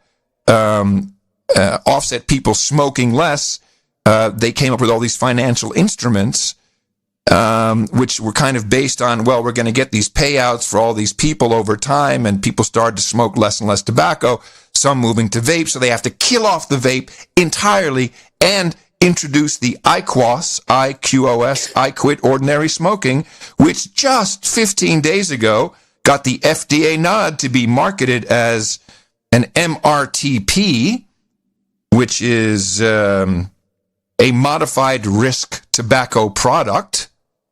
But what is this study? What actually did they do? Well, it was an online web survey that would take approximately 20 minutes, and 4,000 people signed up, and that's how they came up with this scientific evidence. It's just an online self-selecting survey? Yes, sir. Well, that's useless. But did you hear how it was reported? Oh, we got to ban it. We got to ban it. Well, yeah, we obviously knew how it was reported, and it's the way it's going to be reported. But who was behind it? That's the other thing. Well, I would say... What tobacco company sponsored this self-selecting online survey that became published in one of the journals? Well, there's only really one that matters anymore, which is, the formerly known as Philip Morris. They're the ones that wrote off their Juul purchase. There was a disclaimer in here that some funding. Let me see. It was from some institute, and I presume that funding sources. The research reported in this article was supported by the Taube, T-A-U-B-E, Taube Research Faculty Scholar Endowment to Bonnie Halpern Felsher. Additional grant support from the National Heart, Lung, and Blood Institute and the Food and Drug Administration Center for Tobacco Products. How could the FDA even put their stamp on something like this?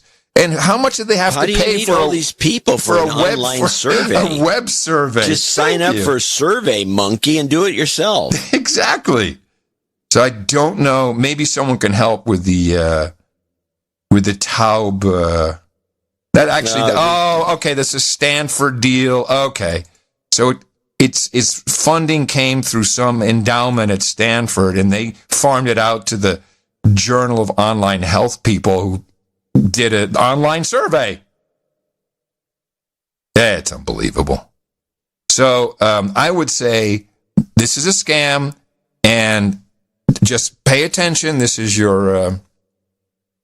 you can use this as, what do we call that? It's the Gelman amnesia effect. And people who understand vaping, who've heard about this, who've listened to the show, you're going to see these headlines. People won't read them. They'll just say, oh, man, you catch COVID 5 times quicker, man.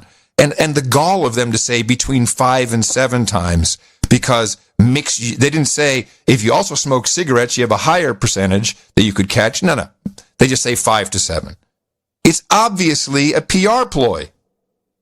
Well, that's the way it's done. We've talked about this many a time that we should do something like this. If you don't listen to No Agenda, a press release and say people who listen to long format podcasts live longer. Excuse me.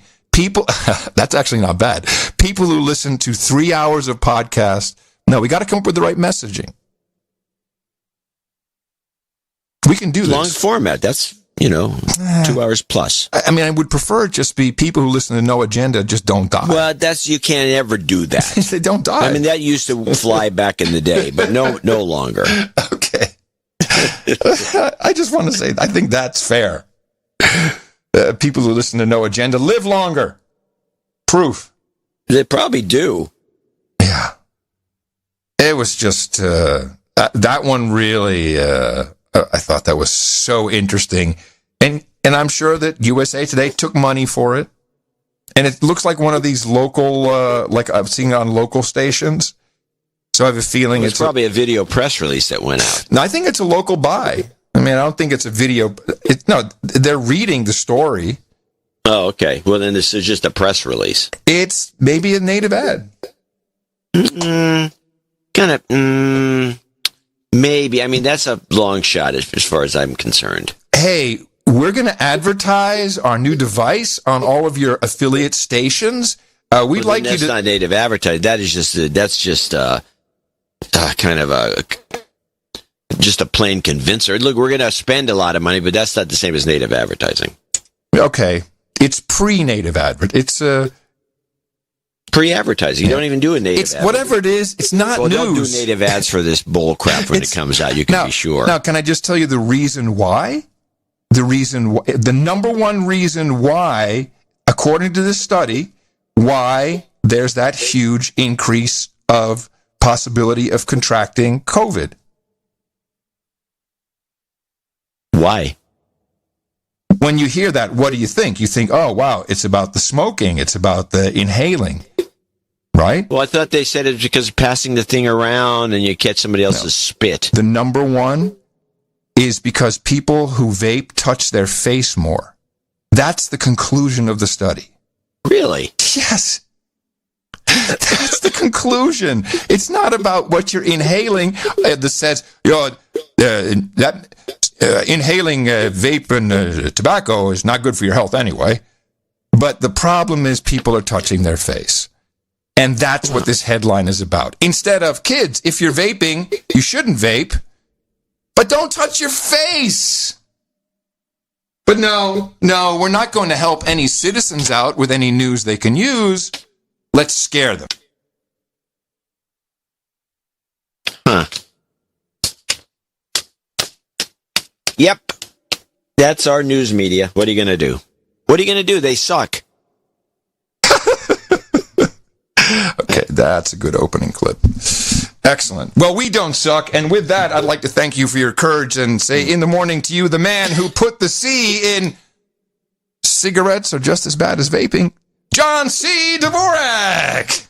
That wasn't well, in the morning to you, Mr. Adam Curry. Also in the morning to all ships at sea, boots on the ground, feet in the air, subs in the water, and all the dames and knights out there. Yes, and a hearty and hello big in the morning to the trolls in the troll room. Let me count you. Hands up, trolls. 1557. Yeah, we're good. We've been constantly about over that 15 on Thursdays. 1518 is kind of our mark for the second Thursday.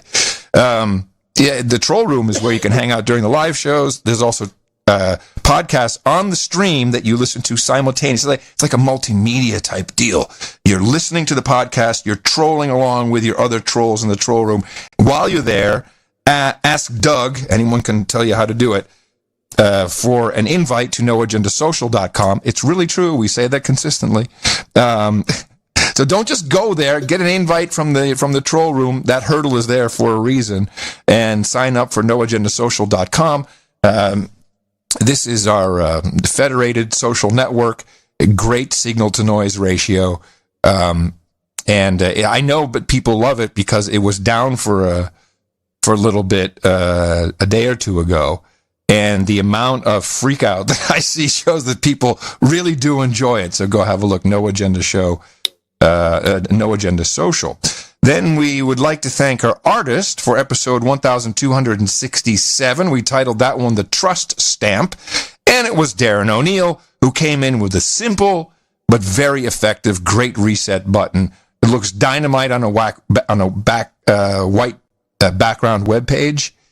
And honestly, I think we should say that, remember, this is album art, so when you see it on your screen and you're working on it, it may look great, but it's going to be quite tiny everywhere it's posted. It's really only 512 by 512. That's pretty much the dimensions that it has, and in most podcast apps, it'll be even smaller. Yeah, it'll be shrunken down. So people were doing way too much imagery, gaggery, letters.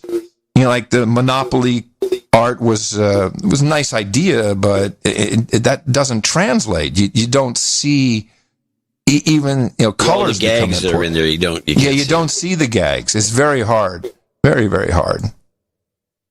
Well, I would also mention that the piece that was done that appeared next to Darren's piece by Darren, which is The Purchase Denied, which is the one you liked actually better, until I kind of talked you out of it. I talked you off the ledge. You did. You did. Let me just a lot of small type. It's a funny gag, but it's not attractive compared to the reset button. Oh, this was the your payment method was declined. Please get the COVID-19 vaccination. Try your purchase again. Yes. Yeah, I thought it was funny from an iPhone perspective because it was the iPhone dialogue.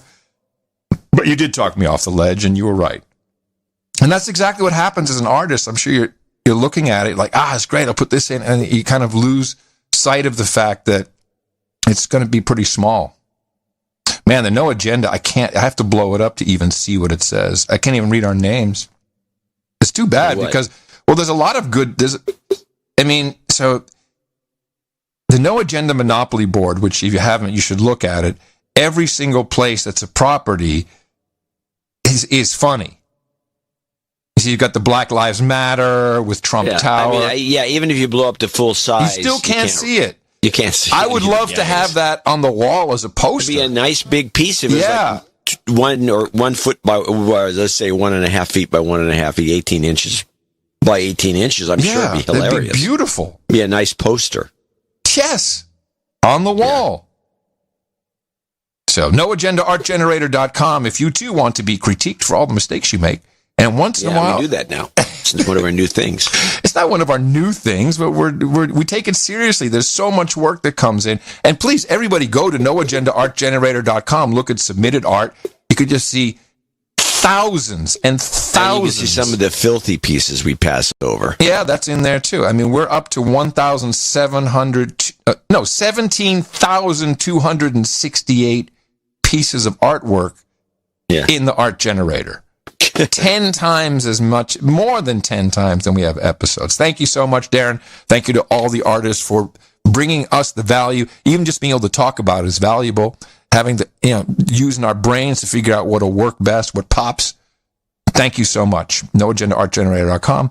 We really do appreciate it. As we do in our value for value system with executive producers and associate executive producers who have supported the show financially. Could not do it without that because we just can't do this show with any other form of funding. And we're going to thank them right now. Well, we could, but the show would stink. The show would suck. And well, we should do it one time. We should just do a show with ads and no donations. Just phony ads. We'll just. You mean some phony ads? Yeah, like every 15 minutes. But we're not doing that today. No. And we're starting by thanking people, including Jeffrey Rosen, who came in with $1,000. Wow. And he, as your short comment here is it's like the empty box. I looked up Rosen. I looked up donations to find him. I could not find anything. So unless you have a note from him, he's going to have to send something else in to get his note read. Let me just double check for 1 second. Rosen. You can double check while I. Yeah, you go to the next one. Sure. Anonymous, $433.33. This donation makes up for the show's cut from the dream job I makes up the show's cut from the dream job I landed after receiving NA Jobs Karma. It worked. I threw in an extra $100 that would have gone to supporting projects, but those douchebags seem more concerned about changing the language of their application to conform with acceptable community guidelines by removing words like master and blacklist. Apparently, because he's going to buy some software, he's disgusted with the ownership. The ways to file complaints about them using their privilege don't seem to work. When I saw an ad that said, consider donations to these organizations that were all BLM, I made my mind up to donate to No Agenda instead. I challenge all producers to do the same. Nice. Jingles, Rebelizer. He says Rebelizer, but I think Rebelizer, maybe. I don't know. Rebelizer. Double karma for my sister and her special needs dog. Okay, the Rebelizer, and what was the other thing? I'm sorry? Just double karma. Oh, a double karma. A double karma. Okay. Well, an X-ray. I'll do a goat karma. That always seems to help. And I had no luck on Jeffrey Rosen. India, Tango, Mike, stand by. 33. Rebelizer out. You've got karma. There you go. Jeffrey Gunnar Walter in San Francisco, California, 33333. He wrote in a note from an email, which I grabbed and printed. Groovy. My name is Gunnar. Hey, Gunnar. And I was introduced to your podcast through my friend Talon Hutch. He goes by the gamer tag Tay Slaughterer. Oh, I've seen him in World of Warcraft. We were going to have a race to see who would donate first to call the other out as a douchebag. But he has recently had a second unexpected human resource learn to pull out, man. And I thought I'd help a brother out. $100 goes towards your knighthood, my good man. Thank you for introducing me to this epic shit. A couple of de-douchings, please. You've been de-douched. As your bumper sticker, no agenda. It's epic shit. You've been de-douched. I'm in Portland at the moment helping my parents to get the family house ready to sell, not COVID related. I noticed that 90% of the people walking around outside are not wearing masks compared to San Francisco, where I'm living now. Before I came up to Portland, I was yelled at by a lady across the street who said, "Hey, wear a mask, save a life." I threw up in my hands and yelled back, "We're outside, you idiot," and pointed to my brain. My parents live in a quiet part of town, so nothing crazy to report so far. Can I get a little Queen of Vocal Fry? You can dig that one up. That's I think that's the New York Times lady. I can't remember her name for some unknown reason. You guys are the best, Gunnar. What's her name again? What was her name? I know how to find her. There's one. The original is this it? What is this? That's not what I'm looking for. I don't think that's it. Yeah, I have it. Obviously, I read the New York Times like all day long, mainly on my iPad app. And what else did he want? Sorry. What else did he want? He just wanted some. No. I threw the note away already. Oh no! I'll just give him some karma. That should do it. You've got karma. No, you didn't want anything. Nothing. Well, extra. Read all about. Hey, Sir Dave, Duke of America's Heartland and the Arabian Peninsula. Good day, gentlemen. Please accept my latest contribution to the cause. And he sends us $333. Thank you very much. Still, I believe he's locked up. Still in Saudi Arabia. Here's some info requested on the last show, if it's not yet been explained. G2. Yes, someone said they wanted to hang out with the Keeper and I and get the G2 on Austin, and many people, it just goes to show, many people said, dude, that's military intelligence, G2, you should know that. Interesting how many people said that to me, John. I imagine the producer emigrating to Austin, would like you to prepare him something called an IPB. Ah, yes, an intelligence preparation of the battlefield, which will cover the weather, enemy situation, go, slow go, and no-go zones, etc. So, Adam, you'd best get on that. Done. Hajj this year was limited to just 10,000 as opposed to the normal 2.5 million. Yes, this is what we were questioning if Anonymous of Dogpatch had been to that. Pilgrims had to arrive early enough to do health checks and endure a 2-week quarantine dedication. Once the pilgrimage started, they were color-coded using umbrellas, backpacks, and such, and maintained masking, social distancing, frequent temperature checks throughout the entire process. Saudi Arabia really does an incredible job executing this annual event, which is an epic logistical undertaking. Adjusting for such a small number must have been quite refreshing. I spent the Hajj Eid holiday. How do I pronounce Hajj? Is it Eid? It's Eid, isn't it? Yeah, Eid. That's another celebration. Doing some boots-on-the-ground photography around the northwest part of the kingdom and accepting rides from random strangers, like Mom told me to. I saw more of this stunning country, ate some delicious goat, probably a white one, and best of all, finally got to experience the frenetic majesty of our local camel race. This was a bucket list item and a top-tier travel experience. Ibrahim, one of the random strangers, even named his 2-year-old racing camel after me, at least for that one race. Camel Dave came in 6th place in case anyone was wondering. Finally, jobs karma seems to have worked as we've been given verbal confirmation that we've been unfired, yay, and remaining employed until the end of the year. Just in case, however, please hit me again, as I am unwilling to take any chances until I see something official in writing. And that is from Sir Dave, Duke of America's Heartland and the Arabian Peninsula. And I have an additional note that he sent, a request for his daughter, Dame Isabella. Special karma for her as she is switching schools this year.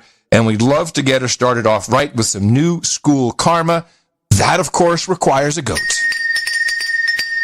You've got karma. And on a personal note, you know, he is a photographer, and he's been posting stuff on Twitter, including the camel race. He made this beautiful shot somewhere in where he was in these travels, hitching rides from strangers, and the keeper fell in love with it. She said, "I want to buy it." He sent it to her. Just sent it to her. Beautiful print, ready for framing. This guy is so... And he hasn't seen his own family for what? 6 years now, I think? Oh, yeah, pretty much. He's been locked up. It's been a while. He's been locked up, man. That is so wrong. So wrong. Well, karma from all of us. And we look forward to seeing you guys in Austin again when you get out. Next on the list is Michael Harrington from Grand Canyon, Arizona, 333. First and foremost, it's been months since I last donated, so I humbly request a good de-douching. Got it. You've been de-douched. The shows have been highly entertaining and insightful, and I thoroughly enjoy listening to them as I hike around the Grand Teton National Park, receiving dirty looks from fellow hikers wearing masks as I refuse to participate in the sheep charade. You're outside hiking. I recently finished reading the sci-fi novel Doomsday Book, published in 1992, about a time traveler and a global pandemic. Incidentally, on page 336, and in a forward-looking nod to Banyan, the phrase extreme unction appears. Unction, yep. I highly recommend the book to the No Agenda audience. It's a Doomsday. I don't know who wrote it. Please keep up the great work and know that the grizzly bears are forced to listen to you guys as I play the download from my phone on speakers to alert the bears of my presence on the trail instead of me constantly yelling, "Hey, bear!" like some backcountry jerk. Thank you for your courage. You know, if you can get a little methyl mercaptan, carry it with you, I think you'd be... Methyl what? Methyl mercaptan. What's this? There's two elements to skunk scent. Oh. It's methylmercaptan and dicrotyl sulfide. And methylmercaptan gives an odor that the bear could probably smell it a mile away, and they stay away. Is this something you can also use on Antifa? Well, having that in a sprayer would do the trick, but you're going to get some on you, and that's really a problem. I mean, this stuff will leach through glass. It's really smelly. Oh, my. Anyway, I humbly request a jobs karma for all. Jobs, jobs, jobs, and jobs. Let's vote for jobs. You've got karma. All right, thanks, Corey. Corey Sherman in Columbus, Ohio, 333. My name is Corey Sherman, and I donated 333.33. It doesn't show that as such, but okay. First-time donor, long-time donor, so I do require a de-douching. You've been de-douched. I was hit in the mouth in 2016 by one of my best friends, Seth. I'd like to call him out as a douchebag. Douchebag. As he has not donated in a while. COVID has been a real SOB for me and my fellow barbers and hairdressers. So a jobs karma is appreciated. Can I please get a "This Will Kill You," 2 to the head, and a "Look at That Juice"? Another story to be told. Thank you guys for keeping my amygdala small during these unprecedented times. I try to hit everyone in the mouth that is willing to listen, and I'll never stop. This will kill you. Oh my gosh. Can you see that juice? Jobs, jobs, jobs, and jobs. Let's vote for jobs. You've got karma. You can take this one. This is from Stas Gomberg, 32133. Very nice. Look, here's the deal. My buddies and I are on the way, excuse me, to my bachelor party, and I thought, what better time to assert my privilege over the group than by becoming a knight? Clearly, I'm doing the work. Yes, we love that. Speaking of doing the work, please call out my buddies. I gotta do it. Marcelo. Douchebag. Boris. Douchebag. And Vlad. Douchebag. Marcelo hit me in the mouth over a year and a half ago, and I haven't missed a show since. Wish I could have learned about No Agenda prior, since I've been a skeptic of the M5M since I can remember, and an avid hater of the M5M since I decided dogs on cars and binders full of women were the biggest gripes for a presidential candidate. Oh, yes, binders full of women. Oh, how far we've come, or not. Now more than ever, I seemingly can't get away from the M5M talking points as they permeate into every nook and cranny of our culture. Individualism and open discussion have taken a back seat to activism, while dissent is now radicalism and silence is, of course, violence. The cultural pendulum has swung 180 degrees from the McCarthyism of the 1950s, and no stoppage to the hammering of the noodle gun is in sight for fear of losing the movement's momentum. The result? The rest of us, simply trying to humbly make a content life for ourselves, have become despondent, feeling it's just not worth the potential ruckus to speak our minds. And that is where you two on the No Agenda show have swooped in to ease the melancholy, providing a twice-weekly respite from the obtuse and unreasonable. So thank you. I realize this is turning into War and Peace, so briefly, I emailed you both earlier this pandemic about choosing a mic for more regular virtual court appearances. As I'd hoped, you fought over what the best choice was. The advice helped. I went with John's recommendation. He did this not on a single thread. He asked me separately. What did you recommend?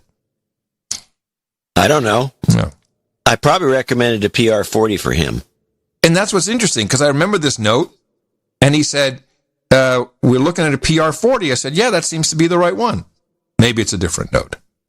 No, maybe I said something different. I don't know. I can't. Maybe I said something. That's what I remember. Anyways, I've tried hitting my sizzling sweet fiance, Giuliana, in the mouth, but Dvorak's, let's call it at times, insensitivity borders on triggering her. Notwithstanding,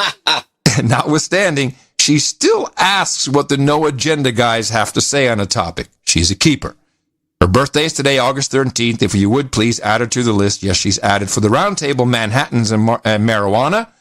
You got that one added. And thank you for your courage. Gratefully soon to be knight, Sir Gomberg of the Northeast Legal Isles. And we look forward to seeing you at the Roundtable. Thank you very much. Thank you for your support. And go easy on her. all my I would say. insensitivity. Yes. Well, I mean, it's possible. I mean, when you get to a certain age, you just don't put up with it. And you're allowed to. I think it's when you say that woman. I think that's the problem. That woman. That's the trigger. That woman. You think? I don't remember ever saying that woman. Okay. Sure. Well, what was in reference to who? That woman. Okay. Well, I guess. Probably some horrible woman. Horrible? Uh-huh. He got it. Keith Larson. All right, well, that would be Kamala. Keith Larson, Long Lake, Minnesota Nuts, 250, becomes associate executive producer. And he wrote a note in on email, and I have printed it out. Okay. Hi, John. Love your show. I actually did work today. Wait a minute. I love your show. I was hitting the mouth. Whoa. Hey, John, love your show? What am I? That's what he said. I'm out of the script now? No, he said, hi, John, love your show. I think he meant your show. Oh. I was hit in the mouth by... You're out of the script. I'm just reading the note. Hi, John, love the show.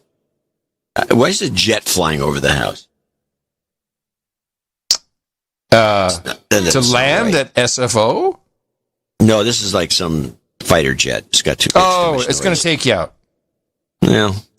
When the Osprey flew over, I thought I was through. Really? But those are very, very noisy. Oh, you tell me about it. Oh. It's the noisiest thing that ever flew over the area. Anyway, hi, John. Love the show. I was hit in the mouth by Ken Benson, douchebag. Oh. Douchebag. Sorry. About 3 months ago, I too am a douchebag, but after 3 months of not missing an episode, I calculated my value of $1,000 per year, so I made a donation of $250. Wow. Sorry it wasn't 2, 3, 4, 5, 6. It's okay. To get me on the pace for knighthood in 1 year. He needs a de-douching, I guess. Yeah. You've been de-douched. In anticipation of knighthood, I'd like to reserve the name of Sir Anti-Yosemite, if that is allowed. Of course you can. Is he on today's list? No, it's coming up. It's coming up. He's only I love Sir Yosemite. Yosemite. This is very funny. If that is allowed. In any case, I'd like to point out that all Minnesotans are not left-wing defund police morons. Oh, come on. Yes, Norwood you are. and Young America were two towns that merged but couldn't come up with a new name, so they just combined them. Right. Norwood Young, I guess. Kind of like couldn't Parks come and with Rec. a new name. And that Ken Benson is still a douchebag. Yeah, we got that. I request a de-douching. You got that. And the job's karma for me and my smoking hot girlfriend being a COVID-era listener. I am looking forward to what you have to discuss after coronavirus. Trump and Sleepy Joe are no longer the news. Keep up the good work, Keith. Thanks, Keith. Okay. And onward with Baron Oleg Rakutin.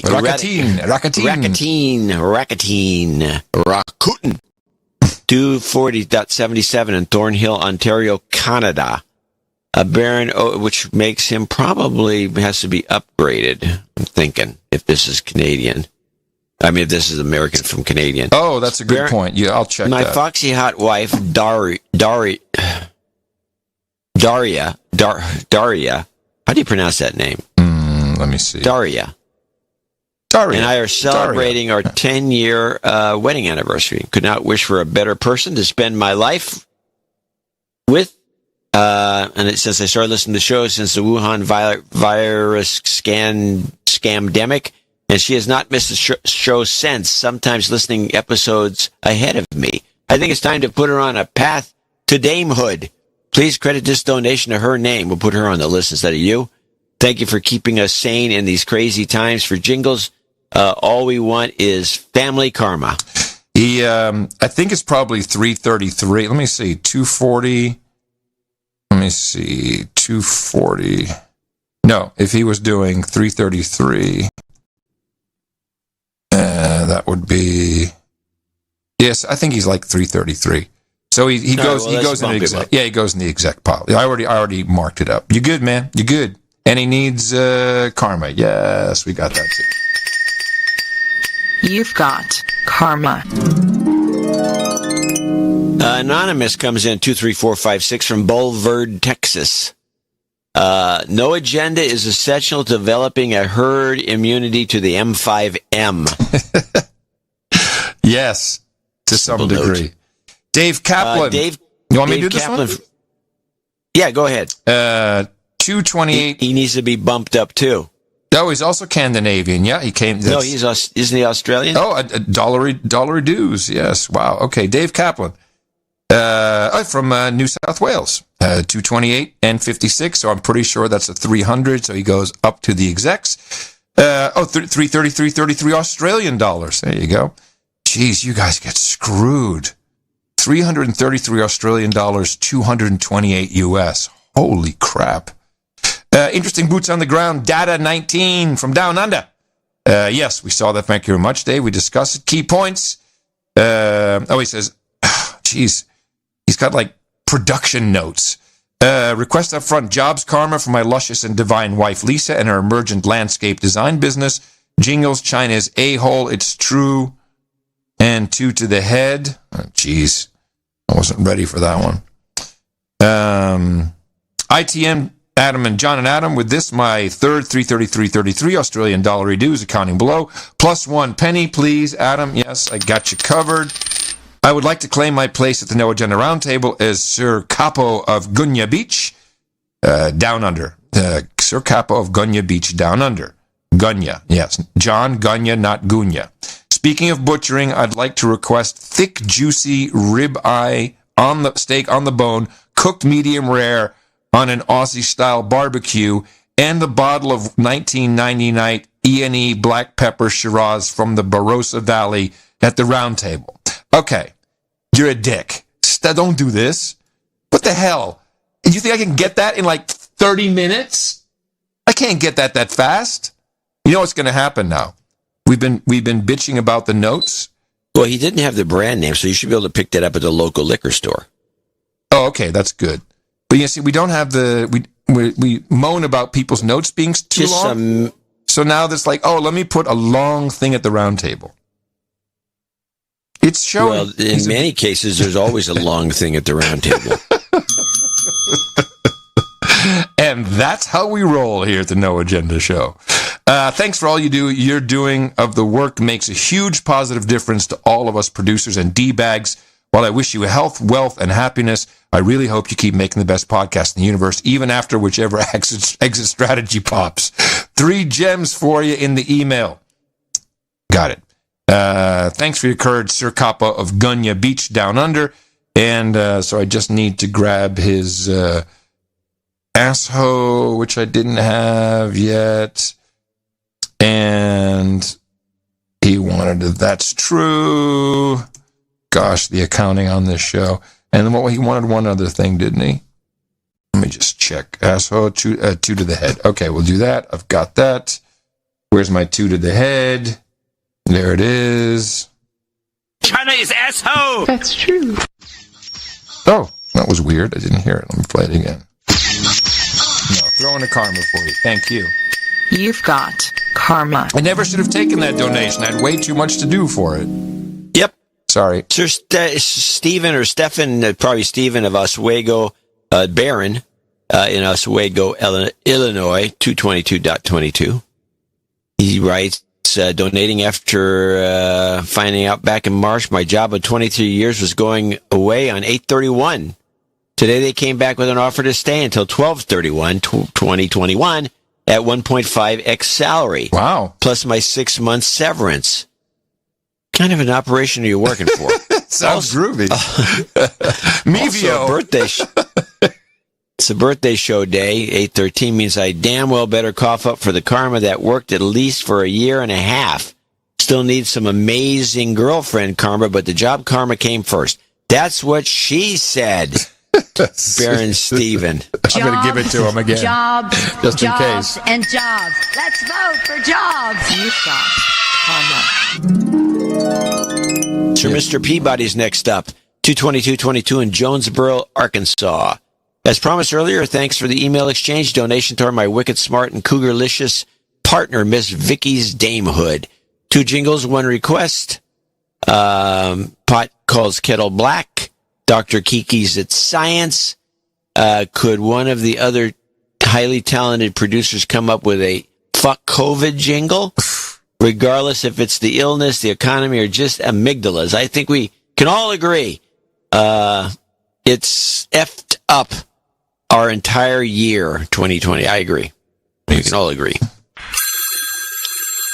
So, hello, that's Kettle. it. This is the pot calling. Shut up already. It's science. There we go. She says courage. Courage. Leanne Webb comes in at Riverside, California, 1954. ITM and blessings. His donations in honor of my gorgeous knight in shining armor, God-fearing Prince Charming Steve Webb. Oh, yeah. He's the most wonderful and best husband and lady could dream of. He's been my greatest support, best friend, and handyman. He usually worked 2 or more jobs so that I could stay home raising and homeschooling our sons. He's so involved in the boys' lives, Sunday school teacher, baseball, pack leader, and Cub Scouts, and the list goes on. Amazing. Our life has definitely been changed by the both of you. Adam, you helped to support our LifeSpring podcast by taking Steve on with the Mevio group. He was the first non-repurposed Christian podcaster. Yep. Steve does his best to hit people in the heart and show them that Christ is the truth. John, you were always Steve's favorite on Tech TV and Twit, and he enjoyed your publications. You have both helped to educate us in many ways over the years. Thank you. At one time, every member of the family had a podcast going. I even did Your Wedding Your Way on the Mevio Network. Your inspiration, Timothy, our youngest, who came with us in his Cub Scout uniform to our first meeting with you around the pool in Ontario, California, over 14 years ago. Since then, Tim has grown married, and has hit his lovely bride in the mouth. Nice. Steve said, Steve and I have known each other for 34 years. He hired me, and I've been blissfully married for 30 years. We're not rich in dollars, as life has thrown us many curves, but we are rich in love and blessings from God, and have 2 wonderful human resources who have married and added 2 more beautiful human resources. I asked for Donald Trump jobs karma, as Steve's voice overwork can always use more growth, and Tim and Valerie are Disney World employees waiting for the callback. Our other daughter-in-law is a private photographer and has many cancellations due to Rona. As for the other people, I know that Steve thinks that Sharpton things are funny. Thank you again, and keep up the good work. Blessings and love to both of you. All right. RESPICT. Jobs, jobs, jobs. You've got karma. Jeffrey Baker's in. I want to thank Leanne. She made sure she emailed this several times to me to make sure this got on the air, and I'm glad you did. Here we are. Worked. Jeffrey Baker in Atlanta, Georgia, 20199. Working on a large sale, and I need a supersized dose of sales karma. Keep doing what you're doing. Thank you. All right, supersized. Bring out the goat. Bring out the goat. You've got karma. I mean, if you really need it, we got it. Roderick Lenhart in Charlotte, North Carolina, 201-54. ITM had been meaning to donate for a few months, so now I'm returning from the Wuhan flu, but alas, work has gotten the better of me. To my surprise, I was only $75 away from knighthood since starting to donate in 2014, so my donation is in 4 parts. Let's get some accounting. And he says 69 cents for Rocky Foster, who has yet to donate and continues sinking further into the douche abyss. I think you have to call him out for that. 125 for Emma Foster, who's only 2, and it goes on. If people haven't been over to see the No Agenda masks so that they can silently punch people in the mouths in line at the grocery store, shame on them. Keep up the good work, boys. I included a pic of my egregiously attractive wife, Leslie. Happy early anniversary. Happy early anniversary. Can I get a dating karma for my buddy Brett and a goat karma for all the dames and knights out there? Adam, I would love to hear Joe Biden, the whole load, 2 to the head, and look at that juice. Love and light. Sir Roderick of Flavortown. And he needs he wants Imperials and chicharrones at the table. Classy. I'm going to give you the whole load today. Oh my gosh. Can you see that juice? You've got karma.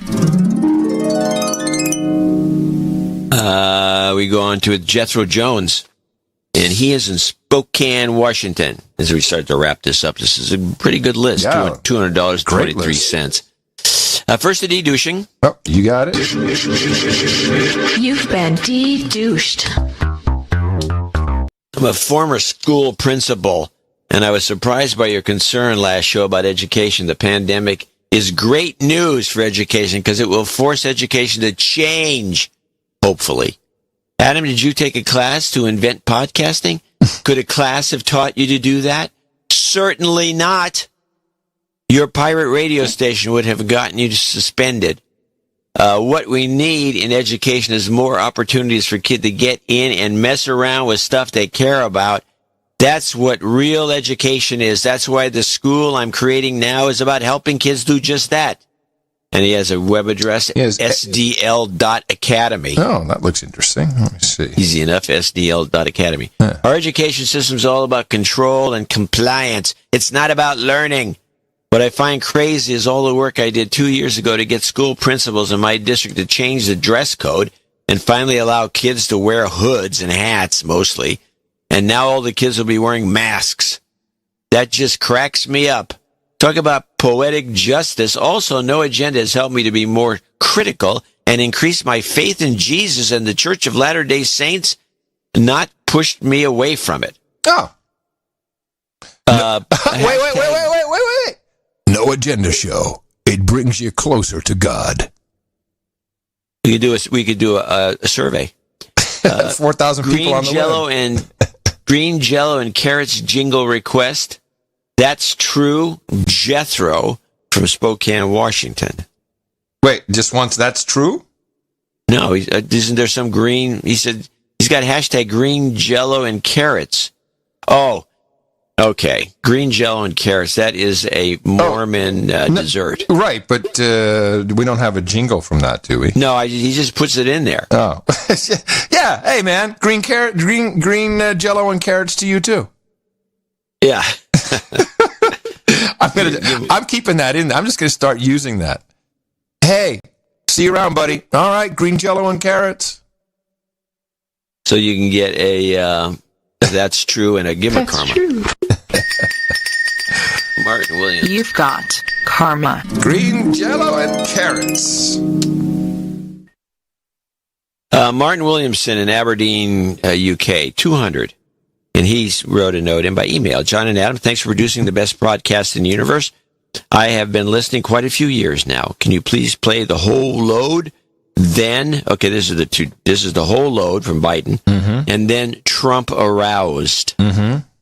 That's it. That's it? Oh, that is easy. And no other karmas, just though, too? Here we go. I'm going to give you the whole load today. It was hard to get it aroused, and it is hard to get it aroused, but we got it aroused. You pervs. Just pervy. Stephen Schnuel. No, he has a pronunciation guide for us. Okay. We're Chanelli. Okay. Hey, Chanelli. Chanelli, meet Shanae. Rocky Mount, North Carolina, another North Carolinian. We're loaded with them. $200 even. I haven't donated in the show with a note through email. I think John forgot to look for that before the second segment. The donation last show got me to knighthood. Accounting was in the forgotten email. I think it was some very small amount of money, like 5 cents or something. That makes me a black knight, right? Technically, yes. I think you would be a black knight. Oh, okay. Hold on. We'll make sure. And he wants to be that Beatty. That's Sir THATBT. Hold on. I gotta go. Is this not on my? Oh yeah, I've had here Sir that BT, the Black Knight of Braves Country. Is that what? That's what I've got here. Yeah, well, that's what it is. Got it. Good.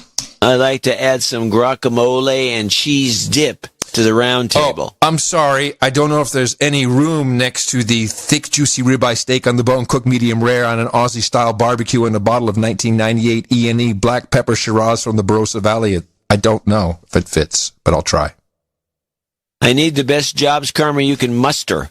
Hola. P.S. My family probably doesn't pronounce it right either, but we say Shunali. Okay. Shunali. Well, if you want the best jobs, Karma, gotta throw in the goat. Jobs, jobs, jobs, and jobs. Let's vote for jobs. You've got Karma. All right. Henry Clays in Rancho Palos Verde, California. $200. He's our last associate executive producer in this fairly long segment, sorry. And he actually wrote a note in. I'll email my full comment, and he has a long comment, which is close to 2, 3, 4, 5 pages. But I'll read some of it. Some years ago, I pegged a monthly subscription contribution to the Financial Times. I felt your podcast was at least that valuable, and I went to the subscription payment because I thought I had good intentions. I was too lazy to make a regular contribution otherwise. So subscription put it in autopilot, and I used my bank bill to pay the function. Shocked to avoided fees for both of you. Anyway, he goes on with his details. I was delinquent on raising my prior 44.42 monthly contribution for a while because I had already noted, and he goes on with some more details. I might be interested for you or listeners to have a value benchmark.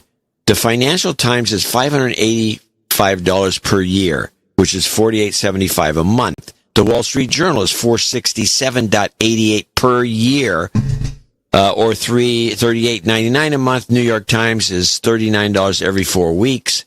When I started my peg, this is a financial guy. You think? He's giving us some tips on what kind of if you're putting out $585 for the Financial Times, which we kind of gave up on, you might want to think about donating to us. He says the New York Times is now the most expensive. Something for listeners to think about how they value the show. Don't look at the low-price trial subscriptions for these publications, as most of you have already been listening for free for months or years already. Support the show. Henry, Barron, Outpost West, no jingles, no karma. And that will end our executive and associate executive producers for show 1268. We do have Brian becoming a knight today. Brian is a listener and donor since 2014. He's been on he's done some random donations throughout the time, and he says he passed $1,000 a while ago. And although I see signs every once in a while that remind me to send a note, I recently found the reason to pull the trigger on my knighthood. My best friend's wife, who's my smoking hot wife's best friend, was diagnosed with a brain tumor, and she just started treatment today. My buddy mentioned this is her first of 33 treatments, so I knew what I had to do. I'd like to be knighted Sir Brian of the Northern South Towns, but more importantly, give her an F cancer karma for my buddy's wife, along with everyone else who's forced to deal with this crappy disease, especially when they have to go it mostly alone due to COVID rules. Stronger together, love and light, and thanks for all you do to help save the universe one show at a time, says Brian. See you at the round table, and thank you.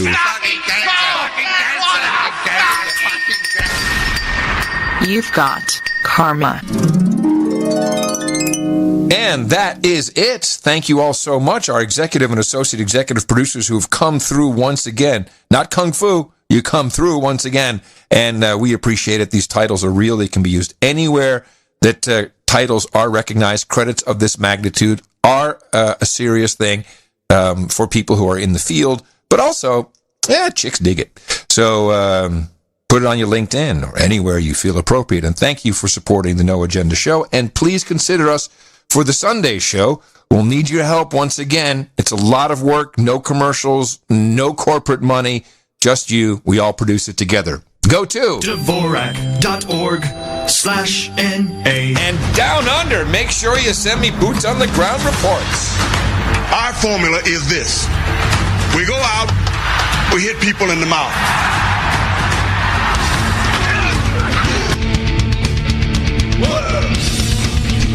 Order.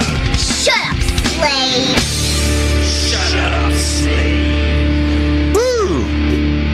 Well, I want to start the second half off with a quiz for you. Is it an Ask Adam or just a plain old quiz? It's not an Ask Adam. Okay. This is I want to you have to identify the person saying "in the morning" in this clip. Oh, hold on a second. Would it be titled "In the Morning"? Yes. Okay, here we go. I'm going to listen. In the morning. Kaylee. Yeah. Yes, I recognize that voice. In the morning. Is that your potential end of show ISO? Well, that one and the other one, which is which is a long ISO, but I think it would still work at the end of the show, which is the "They Are Stupid" ISO from Kamala Harris. What else do we know about this population, 18 through 24? They are stupid. No, that's way too long. I have this. How about this?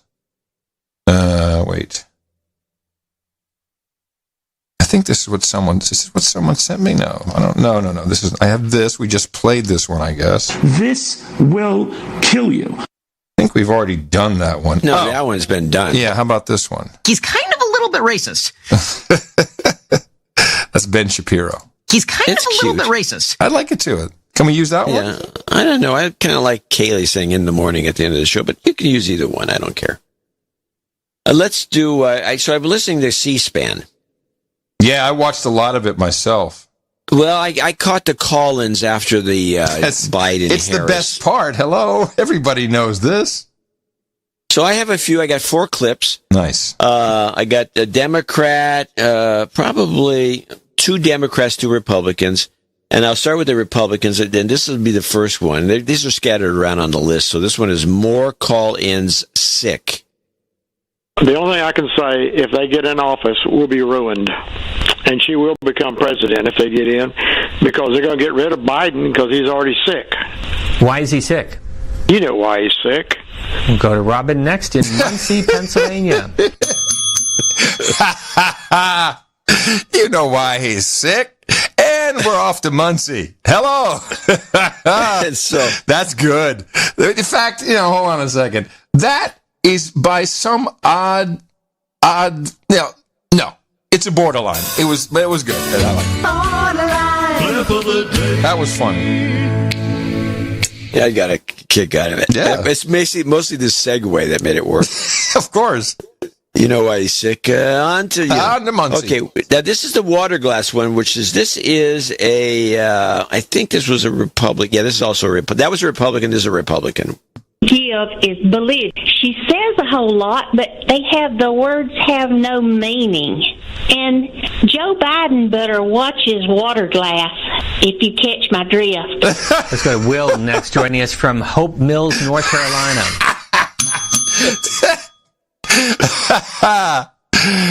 She should have added, don't take any small airplanes, and probably stay away from hot tubs, Joe. Right on. So now there's a couple. I'm trying to say which to put these order in, but I think I'll do this one first, which is, now I heard more than a couple of these, and I think there's going to be, I think there's something going on here, and I think it's something we have to be on the lookout for. Okay. And you'll hear why I'm saying that after you listen to this guy. He comes in as a Democrat, and I call it the odd coincidence clip. Go to John, Democrat, Carthage, Missouri. Good evening, John. My name is John, and I'm voting for Joe and the vice president he selected. I think she'll be a good one, and I think we'll turn this country around and make America great again. And that's all I got to say. He got my vote. This is good. That wasn't the only one of those. Interesting. There was another Democrat that came on with I didn't clip that one because I said, "Oh, that's funny." But I mean, when the second one showed up, the old guy should have said, "I can't wait to build back better." Well, see, but that's what he said. He said, and as soon as you hear "Make America Great Again," what comes to mind instantly? Well, Joe Biden all the way. No, of course, Trump. Hello. It's very slick. It's good. Very slick. It's almost like a Baba Booey move, Yeah, totally. Yes. If anyone remembers that. So let's play the last one, which is another Democrat. And this one is my favorite clip of all of them because of this one just goes straight to crazy. This is called Star Trek. Richard, you with us? That I have right now is that when the coronavirus took over, President Trump and all his cronies in that White House knew about it and took their money out of the stock market, and nobody is doing anything about it. And now that the stock market is back up, they put their money back in, and nobody has caught that yet. And the other thing is we need to move this world ahead. We've been here 50 million years, they say. Well, I'm 56 tomorrow, and I don't understand why we're not in the Star Wars, like Star Trek. We can make movies about it, but we can't be there. Why are we not so far ahead? Why are our brains not moving us forward? Why is all this money going to all these people that are way up high, and none of it is being put back into our society? Move us ahead. Move us forward. Get out of this debt. Get out of the world. Move us forward. We should be in Star Trek era, and I don't understand why 50 million people for 50 million years can't move us forward. Richard, thanks for the call. I'm all for that ticket, though. Oh, that's obviously one of my cousins. Also very angry about the moon activity being 51 years ago and not repeating it, and everyone getting all jacked about a trip to the International Space Station. Woo! I like the line. His line was, I forgot the line I like, but it was something about, we've been here this long, and how come we haven't been to Star Trek? We should be in the Star Trek era. It's true. Where's my flying car? Yeah, well, there you go. Oh, man, there is a new flying car. Oh, probably the same old flying car. So I get to give a little anecdote. There's a guy in Sacramento that keeps doing these flying cars. He's been doing them since I first read about him, I think, when I was in the 70s, and so it shows up when I'm the editor of InfoWorld. Some guy comes running into my office and shows me the flying car because the guy reintroduced it. And I said, this guy's been doing this flying car forever. And then again, another 10 years later, he does a flying car. This time it's computerized, and he goes on. I mean, that's the drone version of it. No, it's a real flying car. Guy sits in the car and then he flies around. It's got a bunch of propellers around the outside. There's this new one, and these guys have been at it for a long time, and they haven't done the whole investor, put your money. I can't remember what the hell the name of that. Here it is. It's the shoot. This is really it's a 3-wheel. It's not the Terrafugia. Crap! Is it a small airplane? Well, it's this guy's flying car from Sacramento has always been a hovercraft. No, this is an actual plane, and the wings they fold out from the front to the back, and which kind of alleviates that whole what happens if they break or fold up, which is a lot of like the Terrafugia has. But it must. I'm coughing a lot today, but it must be a really crappy brand name because I, for the life of me, can't remember what it's called. Now, it hasn't flown yet, but they've done. No, I mean they know it'll fly. In fact, its first flight maybe soon. Maybe it has a YouTube video. I'm sorry. I feel bad that I can't. I'm kind of like stretching time and surprised that no trolls have already said, "Oh, I know what you're talking about." Yeah, apparently no trolls know about this, but you. Well, trolls. You're done. I'm the only one that knows about. Here it is, the Switchblade. Of course, you should look it up. The Switchblade. It's a carbon. It's like fiberglass. It's a 2-seater, but it can go. It'll do 180 knots. And the thing is super fast, and it's got a fan in the back, like a fan propeller. And it does 120 on the road. And you tank it with regular gas, just premium. Premium's not regular. I'm sorry, not aviation gas, which is, that's 110 octane, and at least. And you can park it in your garage, and the cost will be $120,000, which is incredibly. That's the same price as a Tesla. Yeah, and it's incredibly. Now, I'm sure it's a kit, though. So what you do is you got to pay $20,000. You go to the kit place. They put an apron on you. You hold on to the wrench, and they put it together. Yes, this is this kit scam. It's great. I love the kit scam. If I had, they have a kit scam for cars too. I'd really love to have one of those. I'd fly that. Get one. Well, it's not flying. Save your pennies. Well, by the time it's flying, I'm sure if I save pennies, it'll actually have enough money because that's how those things. In other words, go. yes, Yeah. I agree. Yeah. Let's do a couple of international updates. Mm-hmm. Okay, let's start with Lebanon.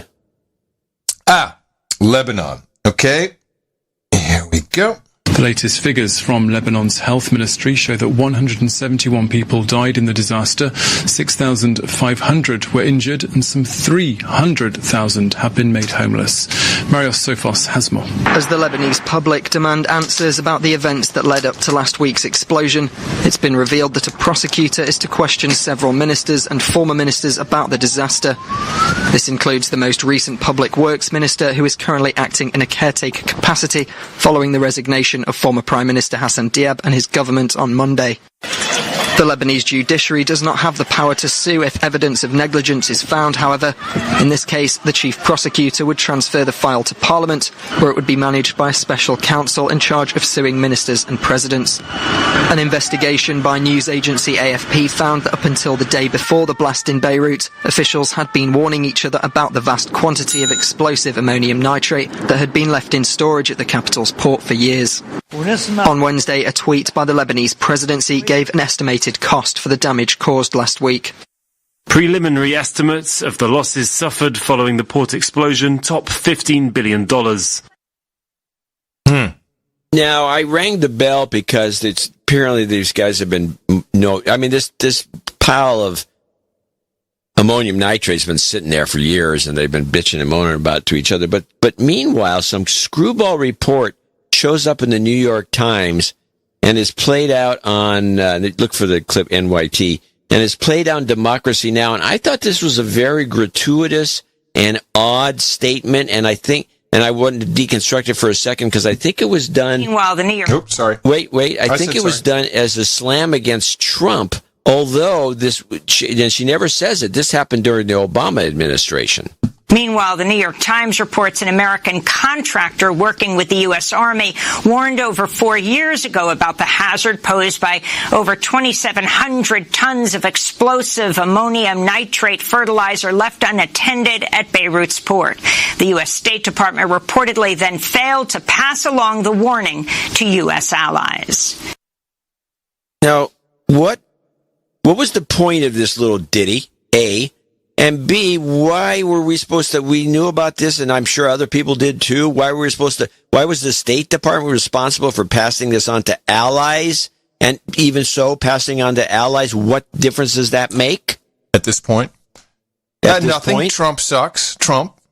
But it's over 4 years ago, so it had to be Obama's administration. But she makes it sound, and I think people listening to it, they think, "Oh, Trump, that guy." Well, maybe that's just maybe that's just our bias. Hold on. Meanwhile, the New York Times reports an American contractor working with the U.S. Army warned over 4 years ago about the hazard posed by over 2,700 tons of explosive ammonium nitrate fertilizer left unattended at Beirut's port.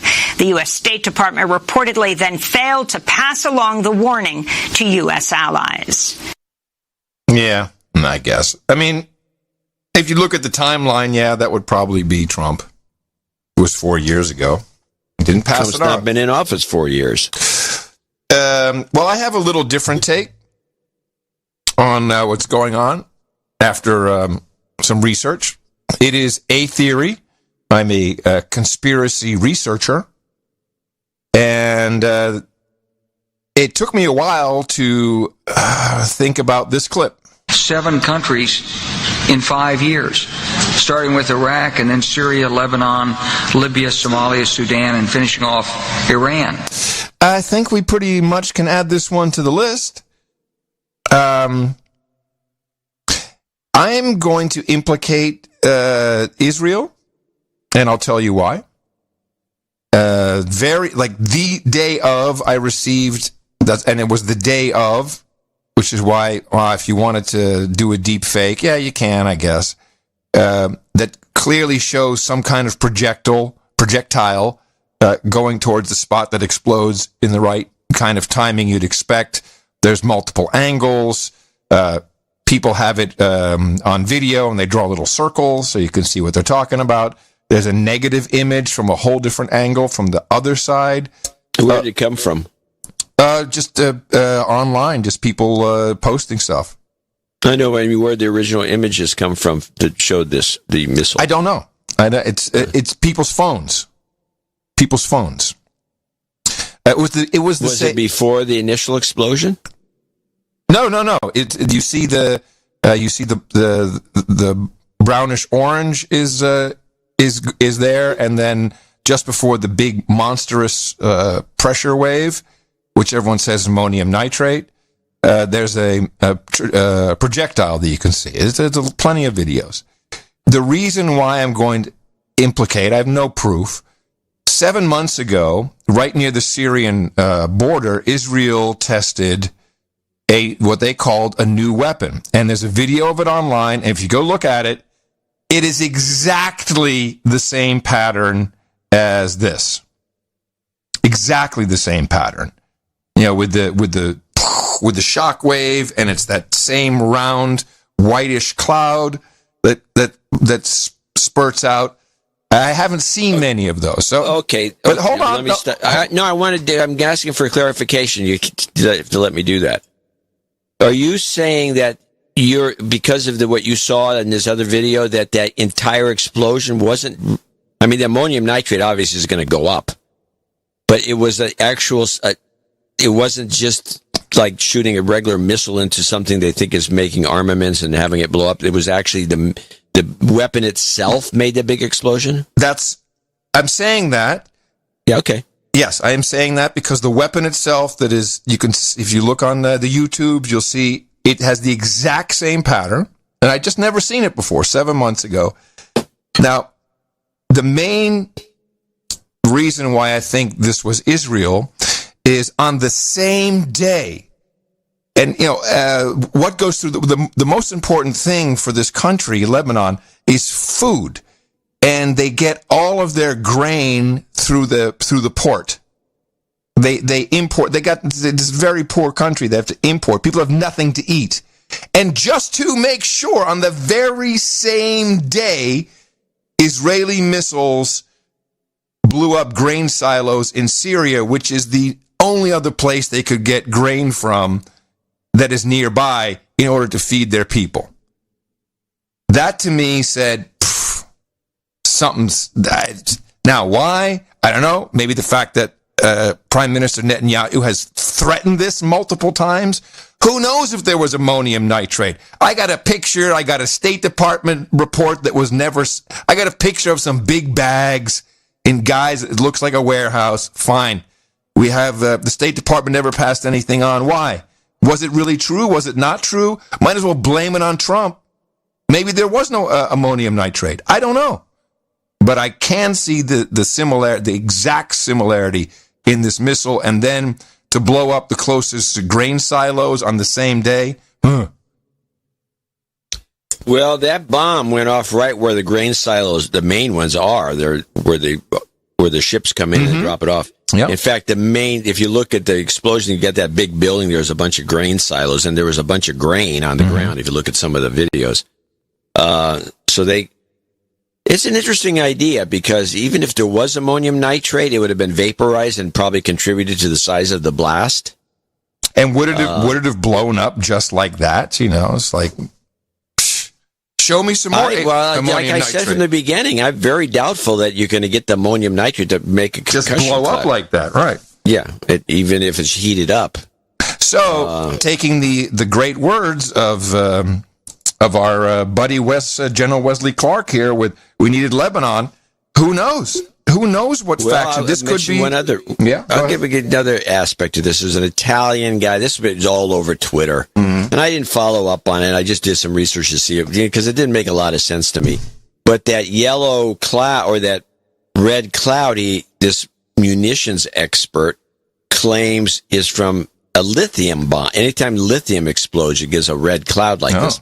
I never heard that, but he says it's from making missiles that are lithium powered. There's a couple of different powering mechanisms for surface to surface missiles that are lithium powered. There's some. I never knew this. I had to go look it up. There's 2 different technologies that use lithium to make a rocket motor, and if it's possible that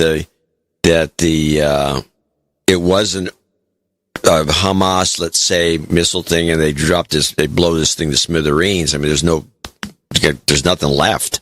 It's not outside the realm of possibilities. But then to blow up the second granary, that was the big one. That is kind of interesting because now they're either creating a humanitarian issue, crisis, which of course can be dealt with by sending shiploads of American grain over there. It's an issue. It's a problem. They're going to get refugee issues and all these other problems that are going to occur. And starving people is like the lowest thing you can do to a society. It appears that Trump has been pushing Macron to step up.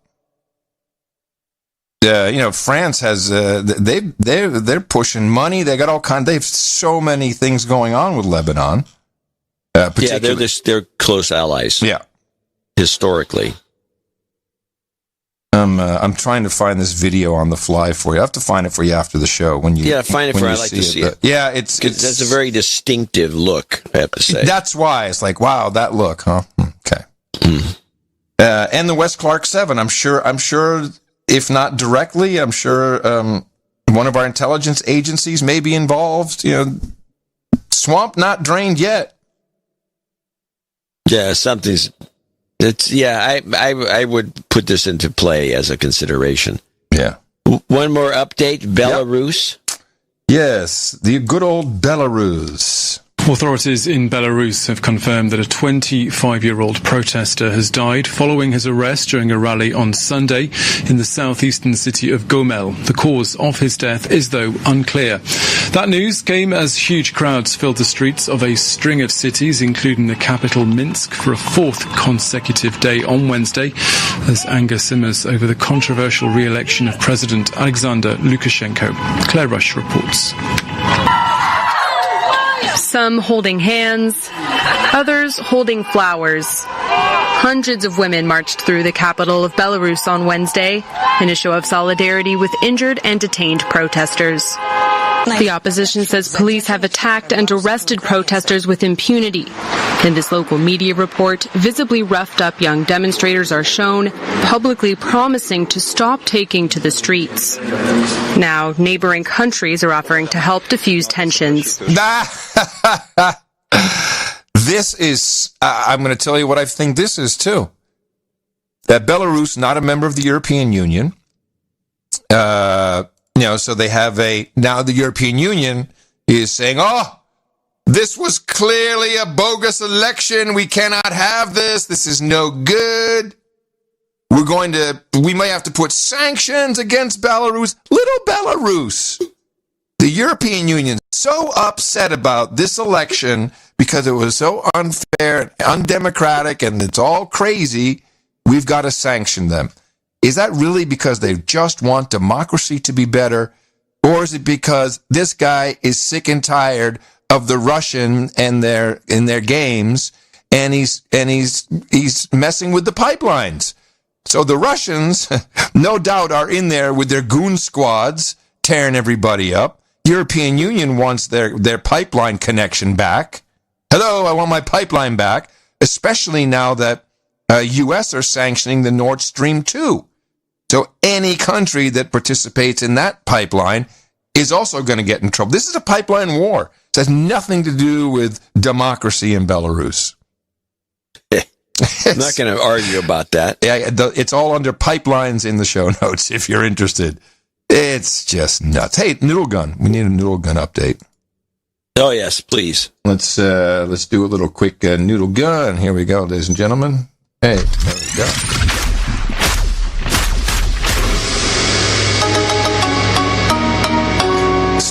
that has to do with it, but I like it. The noodle gun is out. That's right. What's getting canceled? I think Robin DiAngelo is on her way to some cancellation. As now everyone is realizing that the University of Connecticut is paying her $22,000 for a 3-hour lecture. And this is, people are freaking out over this. Wait a minute. She's just a capitalist. Noodle gun for you, Robin DiAngelo. But we'll see, because she can always do corporate work. We have the McDonald's CEO. Well, that's not really a noodle gun. He lied about how many women he was sleeping with, and he took a big payoff, and then the rest came out. Oops. Yeah. We have Seattle station fires Jewish meteorologist who compared Black Lives Matter rioters to Nazis. You foolish man. You can only do that if you work for MSNBC. Jews can't do that. Jeez. PRX at, who also produced for National Public Radio. Yeah, Public Radio. It's Public Radio something. So I think she's the CEO. There's 2 or 3 of them. Carrie Hoffman. And she has been called out by multiple employees about touching a woman of color's hair. That was apparently the...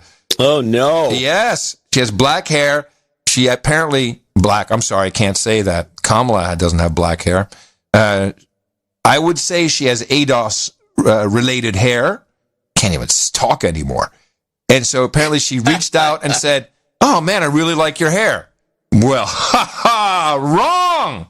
That is so racist. That's what it's come to. Now, there were other things, of course, that pop up. This is not the only time. But that's what it is. It's like, Meanwhile, Joe Biden gets away with smelling people's hair. And saying horrible things. But, okay. All right, but she is refusing to go, so even though she gets the noodle gun, it looks like she's got some kind of vest on that is bouncing off. We'll see. But people are leaving. People are resigning. I would say the Morse guy? What's his name? I don't know the Morse guy. Yeah, Alex Morse. He's running for. Where is he running for? In Massachusetts, I think. And well, the bottom line is people started calling him out because when he was a teacher, he was having sex with students, and therefore, shouldn't qualify. That guy. Yeah, that guy. He wasn't having sex with his own students, and the students were over age. Yeah, sure, but that's the point. He's not getting canceled. People who are calling him out are getting canceled. Why are they getting canceled? Because it's LGBT unfriendly. Yeah. You should see Glenn Greenwald is canceling people left and right. He is? Over this particular issue. Of course, Glenn's the gay superhero. He's coming to the rescue. And he's right, obviously. Channel 10. Where's Channel 10? Oh, bro, I can't even think about where Channel 10 is. I guess the number one noodle gun for me is the Netherlands. Facebook and Instagram now both forbid any pictures of Black Pete.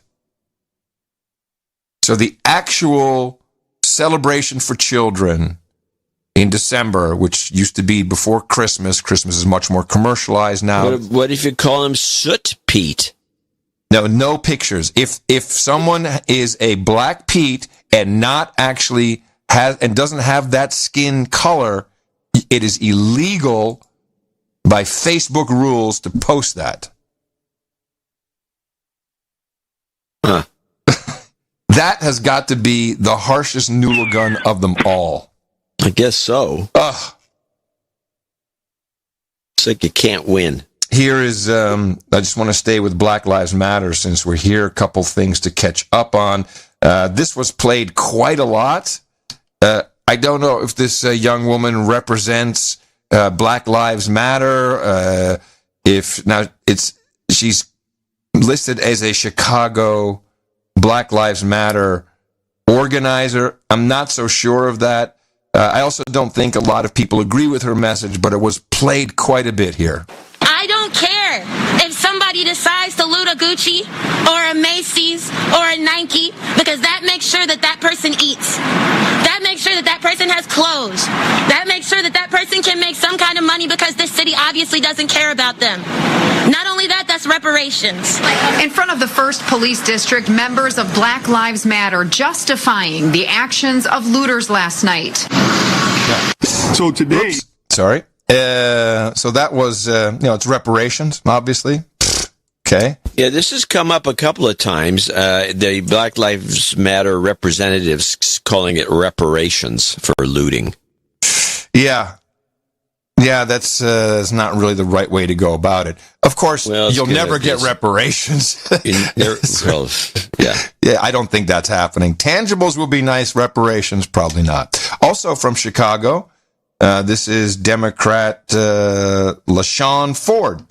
So today, I'm calling for the abolishment of history classes in Illinois. We're concerned that current school history teachings lead to white privilege and a racist society. There you go. Yeah, I love that one, by the way. Yeah, I didn't have a clip of it. This is the first time I got the clip. I'm very happy. Yeah, it's been going on in some areas. Let's get rid of the history classes. That's a great idea. I'd like to say hi to the Portland Police Department officers who are listening to the show, who clearly took a page from our recommendation. If you're dealing with someone who is clearly underinformed and over-socialized, the best way to reply to anything they say is, I'm surprised you would use your privilege to accuse me of not doing the work. And then you can fill in taking the garbage out. Doesn't matter. It's a tard taser. People get frozen. They don't know what to say. They're like, huh? What? And they'll defend their privilege, which is the funniest part. Here is a Portland cop. He's arresting a female peaceful protester, and an onlooker has a question. Now listen to his answer. Is there a female officer present to do this? Good question. Is there a female officer present while you're patting her down? What's that? Do you have a female officer present while you're patting her down? Nope. How do you know that I don't identify as a female? Could you hear that? Yeah. Not quite with as much elegance as your script, but he's there. But he's learning. He's learning. I thought it was good. This is the last one I've got here. This is now that Minneapolis St. Paul, of course, is I don't know what's left of it. We don't see any real overview of how bad this was. Our producers say kind of in a 4x4 block radius, but I don't think so. It seems like it should be much more. So there's an ad now for the TCF, Twin Cities Financial Bank. One of our producers sent this, and I thought it was indeed also kind of tailored towards the new liberal Democrats. Can you feel that? Something's changing. A shift from a focus on me to something bigger. Because while it's perfectly fair to ask, what's in it for me? Finding the answer comes from asking, what's in it for we? At TCF Bank, our purpose lies in answering that question, in giving every me the financial strength to make us all a stronger we. What do you think? Sounds kind of like communism. Yes. They take your money and they give it to other people? I don't know. Something. Well, there's that. That's not right. And then we got this cool screenshot from one of our producers. And he said this was a book that Martin Luther King often touted. And of course, now I'm looking for the name of this book. Which for some reason didn't carry over to my show notes. But I did want to read this from 1965. Read this little paragraph. Such groups as the Panthers, never more than 5,000 and probably not half that number, or the RAMS, Revolutionary Armed Movement, which I think you've talked about, John. No, they retitled it Revolutionary Abolitionist Movement. Oh, okay. Well, I would say it's probably the same outfit, the RAM, just changed it a bit, which was even smaller, would never have gained the attention and influence they did had it not been for the susceptibility of white upper-class Northerners. Unlike their Southern cousins, Northern whites had little experience and no tradition of dealing with guilt, and their experiments bordered on the bizarre and descended to the pathological. Many begged to be abused and baited. Sound familiar? Wow, yeah. That's a good one. Holy crap. I'll have to look that up, where that's from. Well, I do have one thing to get to before the break. Okay. Now, there is a QAnon woman who's just won the primaries in Georgia to be the Republican, to become a U.S. representative. Yes. Marjorie Taylor Greene. I want to just give us a little background on her because it's kind of interesting. This is, you can play, I have 3 clips, they're short, but this one is clip 1, which is the longest. Georgia Republican Marjorie Taylor Greene is a pariah inside her own party over her past racist and bigoted statements. But this week, it's another kind of extremism, drawing attention to her run for Congress. All right, so Q is a patriot. We know that for sure, but we do not know who Q is. That was Greene in a video a couple years ago, one of several social media posts where she mentions Q, or QAnon. It's a conspiracy theory that emerged on right-wing message boards in 2017. It spread quickly through Facebook groups. I'm sorry. Here's my problem. I just want to stop it. QAnon is not a conspiracy theory. That's bullshit. It's not a Hey, let's start off with, if you want to talk bullshit, this is NPR. Yes. So let's start with that premise. And the whole beginning of the thing where she has these racist comments, there's no examples of any of this. But also, QAnon is a person or group or people who are posting things. Well, it gets worse. But it's not a conspiracy theory. Believe me, I got better stuff coming up. Oh, who Q is. If you think that's bad. Sorry.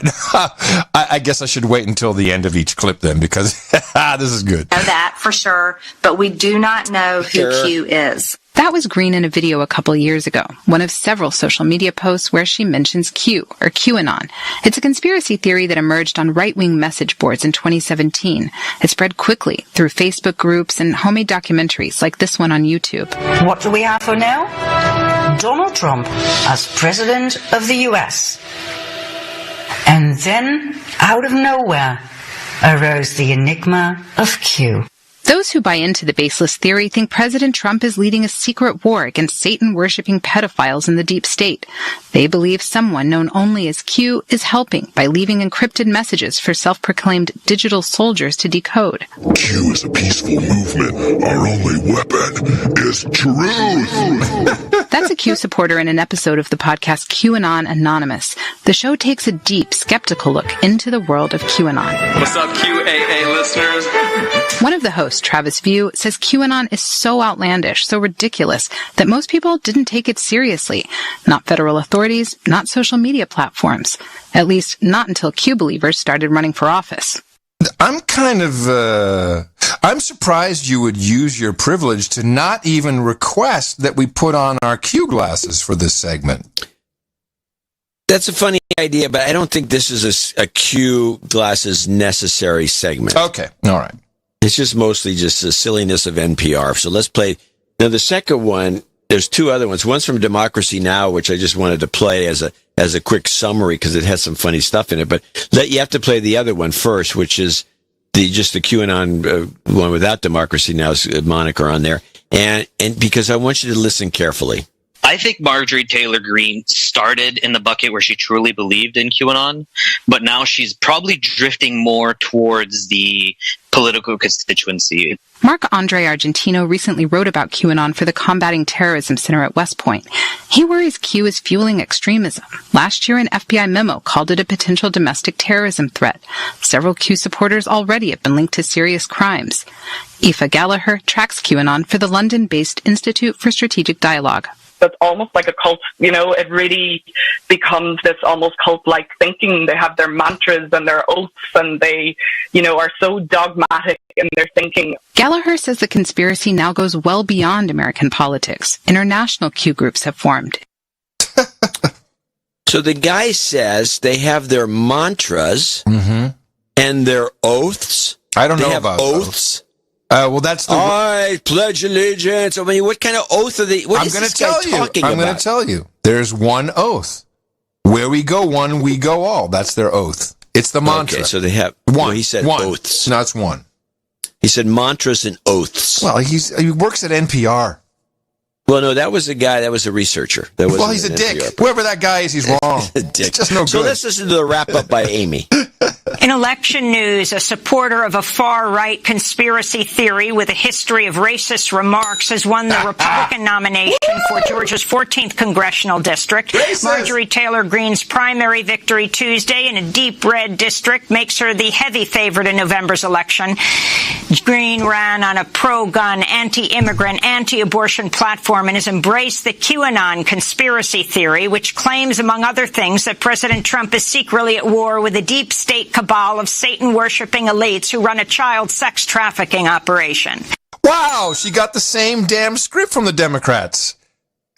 That's obviously set up. Well, do you have something to add to this? Because I do. No, I'm just done. I just thought there'd be good clips. I like this sex pedophile thing going off the deep end. And that's exactly what it is. And that's exactly what it's about.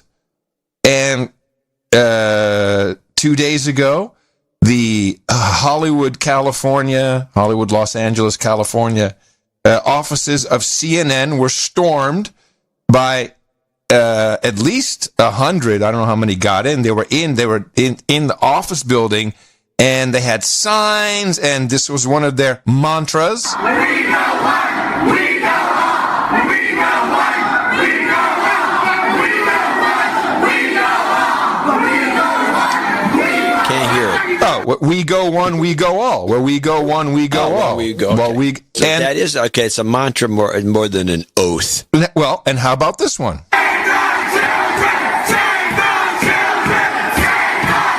This is 100 kids in the halls at CNN with signs, Pizzagate. What are they saying? Save the children.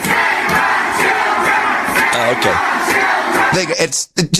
And a couple of guys who look like they actually might enjoy some younger children were in the crowd. That was kind of creepy. We're just creepy dudes.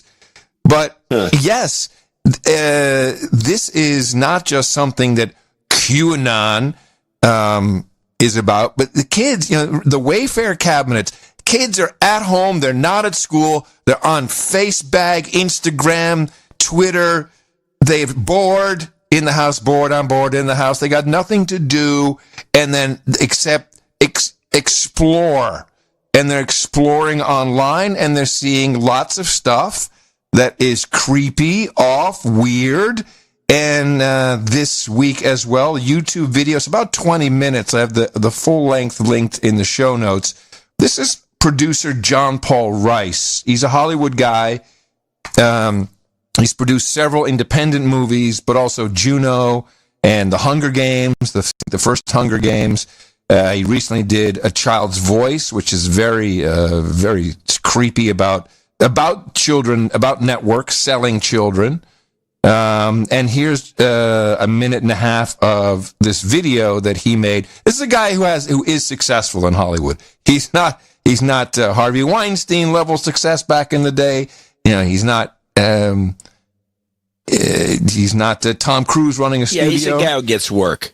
He gets good work. This is a bigger problem because most people know in that world, and the world that I come from in Hollywood, that it is a hidden layer that everybody knows is there. When the Me Too movement started in 2017, I reached out to several of my female actress friends who were prominent in LA. You would know them by name. Many of them you would know by just their look, because you go, oh, that was her in that movie or that movie. And I said, well, what about the children? What about the children? And the response was, we know. But they were silent on it. And it destroyed me because it destroyed my illusion of what human rights were. Children's rights were. This is a child abuse system that we have been living in for a very long time, and it's been allowed to go on. And I will not be silent about this because it affects every single one of us. The people on television who smile at you, who tell you stories, who give you news, are the ones who hide all of this from us. They are not talking about the real issues. They are distracting you with division issues.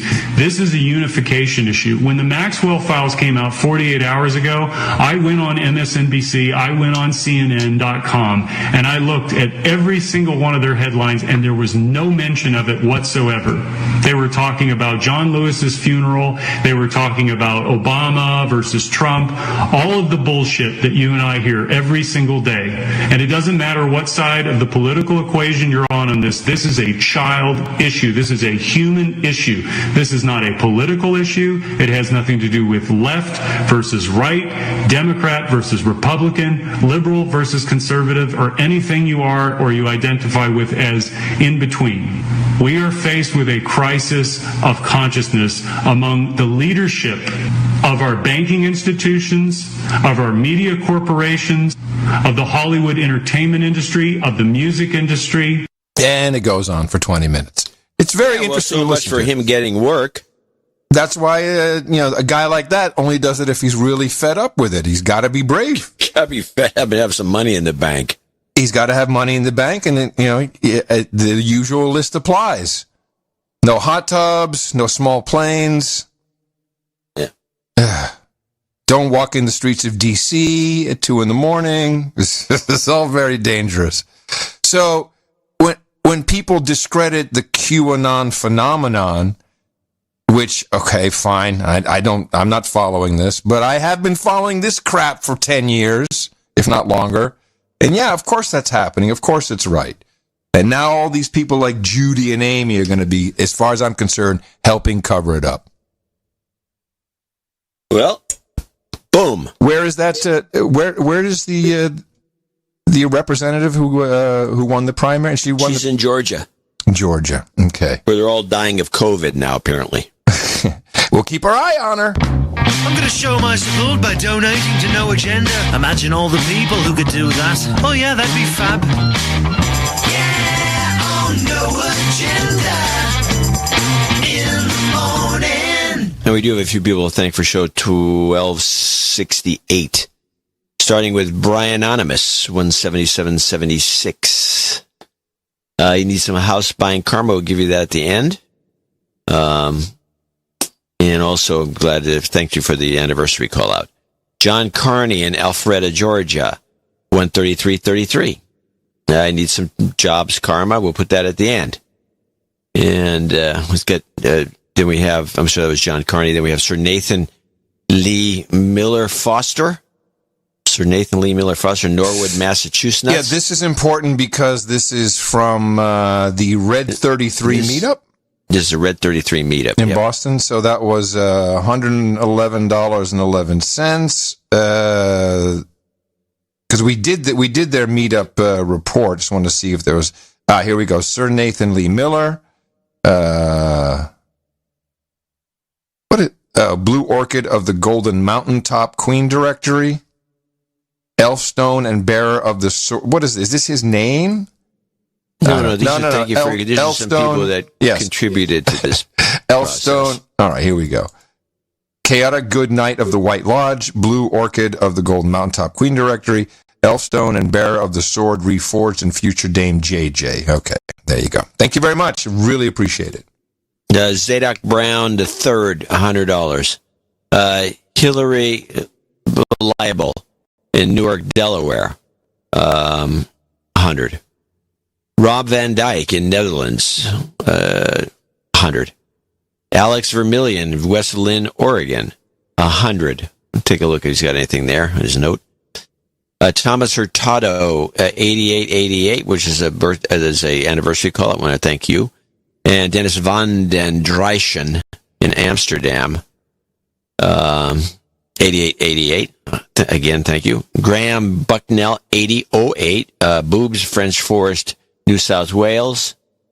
Did you ever meet Frank Zappa? He wants to know. No, I met his kids, Dweezil and Moon Unit. I worked with them for about a year or so. They were also on the network. Rachel, so in other words, the answer is no. But Dweezil is very cool. Rachel Butner in Omaha, Nebraska, 80. Scott Watkins in Columbus, Missouri, 66.66. Sir, not appearing on this podcast in Richland, Washington, 5678. Kurt from Illinois, 5555. Dr. Disorder, 5555. Tim Kimbrell in Denton, Texas, has got a birthday shout out.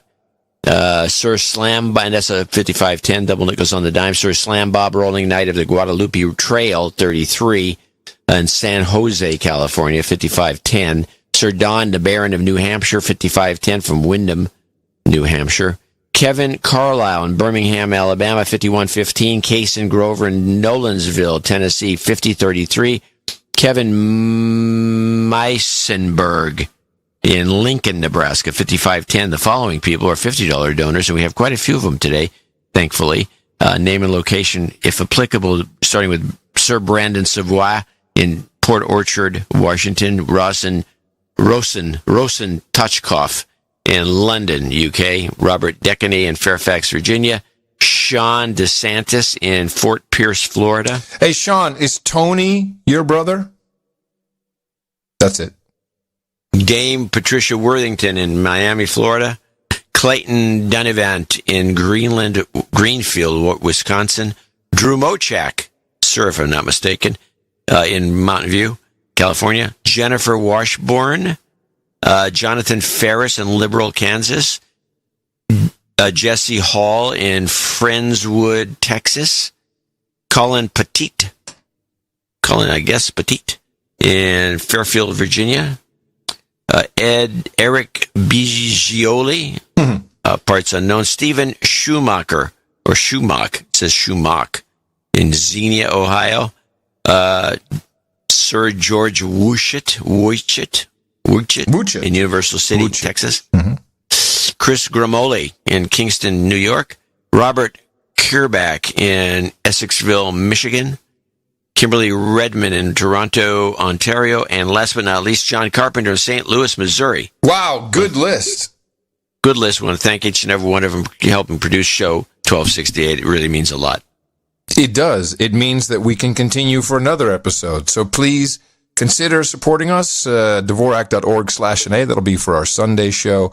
And all of you, thank you for producing the best podcast in the universe. Also, everyone under $50. That's not mentioned for brevity, but also anonymity. And a lot of these people are on our programs. And as you heard earlier and are about to witness, even smaller donations can easily get you to the round table over time.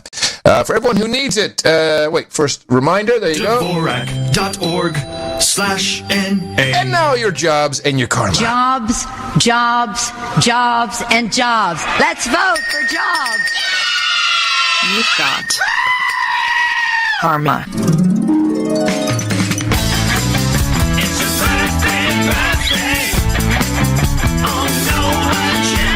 Here we go. It's our birthday list for the 13th of August, 2020. Brian says, Tristan Allen says happy birthday to his father, Christian Allen. Sir Stephen of Oswego celebrates today.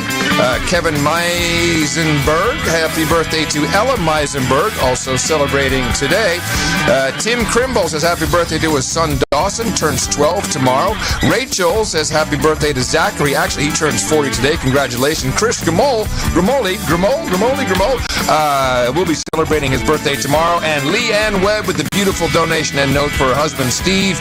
He'll be celebrating on the 19th. Happy birthday from everybody here at the best podcast in the universe. It's your birthday, yeah. Cool. Good list, good fun. Knights and Dames, which we have 1, 2, 3, 4. Wow, 5 knights today. No dames, but in a nice and manly blade out for them. Perfect for them. Up on the podium, please, Brian, Robert Crognale, Dave Kaplan, Roderick Lennart, and Stephen Chanelli. All of you have reached the status of Knight of the No Agenda Roundtable thanks to your contribution of $1,000 or more, and we saw that Brian actually made it after years of smaller donations. Thank you, and I'm very proud to pronounce the Sir Brian of the Northern South Towns. Sir Stone Blue, rock and roll sure helped me through. Sir Capo of Gunya Beach, Sir Roderick of Flavortown, and Sir That BT, the Black Knight of Braves Country. It doesn't happen often, but I ran out. I can tell you that here we have Hookers and Blow, Rent Boys, and Chardonnay also for you on deck. Thick, juicy ribeye steak on the bone, cooked medium rare on an Aussie-style barbecue, and a bottle of 1998 E&E. Black pepper Shiraz from the Barossa Valley, Imperials and Chacarones, Manhattans and marijuana, and guacamole and cheese dip. If you want, we also have mutton and meat. For that, please see Eric the Shill. Go over to noagendanation.com/rings. He'll be very happy to help you out to get you your ring, your sealing wax, and your official certificate. And thank you for supporting the best podcast in the universe. No agenda.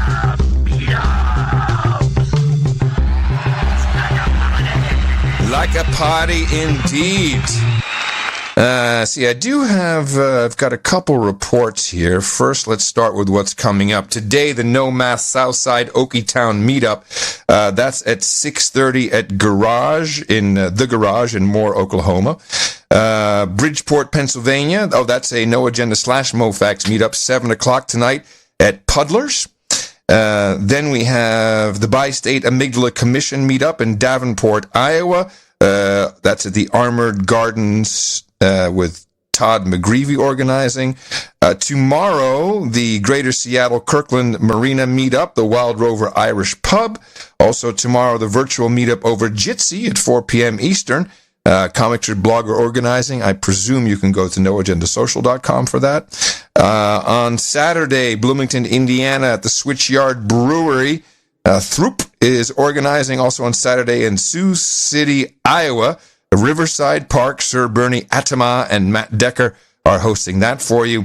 And on Sunday, the Oxford, North Carolina meetup, 5 o'clock, Tobacco Wood Brewery. Derek Parr is organizing that for you. And we have a couple of reports.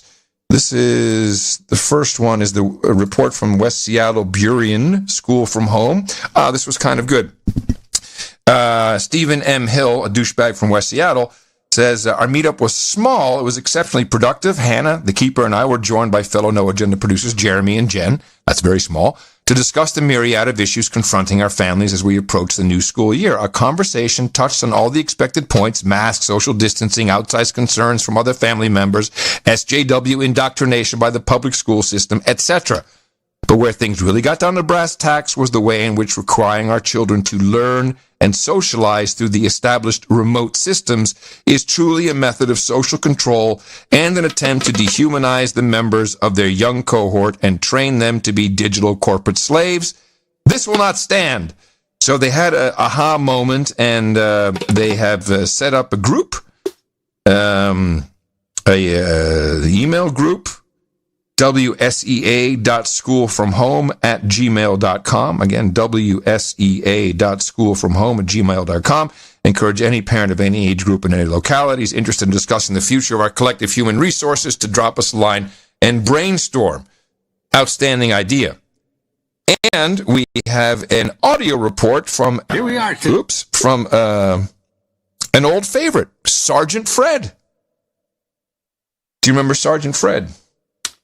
Not for a while. No, we haven't heard from him for quite a while. Sergeant Fred, early supporter, Vietnam veteran, and still in and out of VA hospitals for Agent Orange damage that was done to him. And he apparently was at at an impromptu meetup. Here we are. Today is the 9th of August, and we are in a meetup. It's a no-agenda meetup, and with us here in Orange, in the city of Orange, in Orange County, this is the Sergeant Fred meetup. It's spontaneous, and it's extemporaneous, and here with us, we have these people. A podcaster, Matt. From the Brunch with the Brits podcast in the morning, everybody, and just so you all know, Blind Lives Matter. So it's BLM, Blind Lives Matter. And why is that, Matt? Well, I'm blind, and, my life matters, just like everybody else's life, but blind lives matter. And of course, this is Sergeant Fred, originally from Austin, marooned here in L.A. because he can't go anywhere, any place because of the lockdown. But anyway, I'm a podcaster too, with 3 podcasts. One's called Podcast Reporter, the other one, The Struggling Biz, and tell John C. Dvorak that is biz. And the other one is the 2030podcast.com. So we want to wish everybody here from No Agenda to say 1, 2, 3 in the morning. Thank you very much, Sergeant Fred. Go to noagendameetups.com. Sometimes you want to go hang out with all the nights and days. You want to be where you won't be triggered or held to blame. You want to be where everybody feels the same. It's like a party. Just like a party. Just like one. NoAgendaMeetups.com. It's great fun. And thank you all. Do you have anything left? I have one clip that I want to play because it does need comment. Okay. So I'm not going to play us out. All right. Let me just see if I want to play something before that. Yes. I do have one important clip that I feel is important to play since the Biden campaign is in the news. And this is what was the something from the Quran that Joe Biden repeated? Use your hands, use your tongue. Oh, it's from the Hadiths. From the Hadiths. What do you know about that? I don't know anything about it. Well, I saw we did play the guy analyzing it on the show. Yeah, but what I didn't hear was the analysis brought by Ayaan Hirsi Ali. Now, she was on Tucker Carlson. I like Ayaan Hirsi Ali. I know her. She immigrated to the Netherlands first from Somalia. Yeah, she's famous. Very famous. She's one of the most influential women in the world. I think Time Magazine usually lists her. And I know her through the L.A. lesbians, if you remember those guys.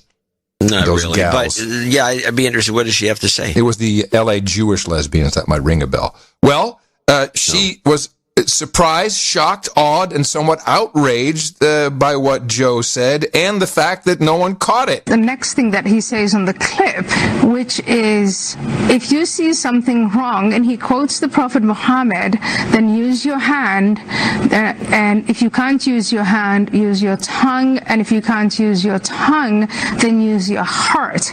What he's basically doing from that point onwards is enforcing Sharia law. And it is vigilantism on steroids. It's like, we've seen, if you're a Muslim, you grew up within Islam, you're trying to reform it, you're just a good American Muslim, you are being confronted with a former vice president and I would say a candidate for a major political party who's basically saying, let's enforce Sharia law. But I don't know who puts these words in his mouth, and I'm alarmed. And I absolutely cannot believe that in the year 2020, Joe Biden is commanding right and forbidding wrong, meaning he is enforcing Sharia law.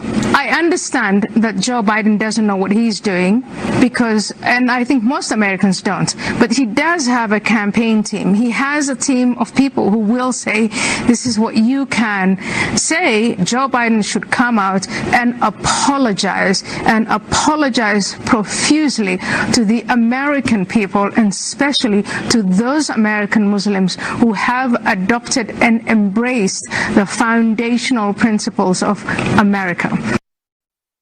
Basically, someone slipped it in. Yes, and he said it in that speech that he wants to bring more Muslims on board, and he probably did the same thing that Obama did, ended up with a bunch of Muslim Brotherhood types, radicals, in the administration, because Biden was in that administration. He probably moved a few of them over.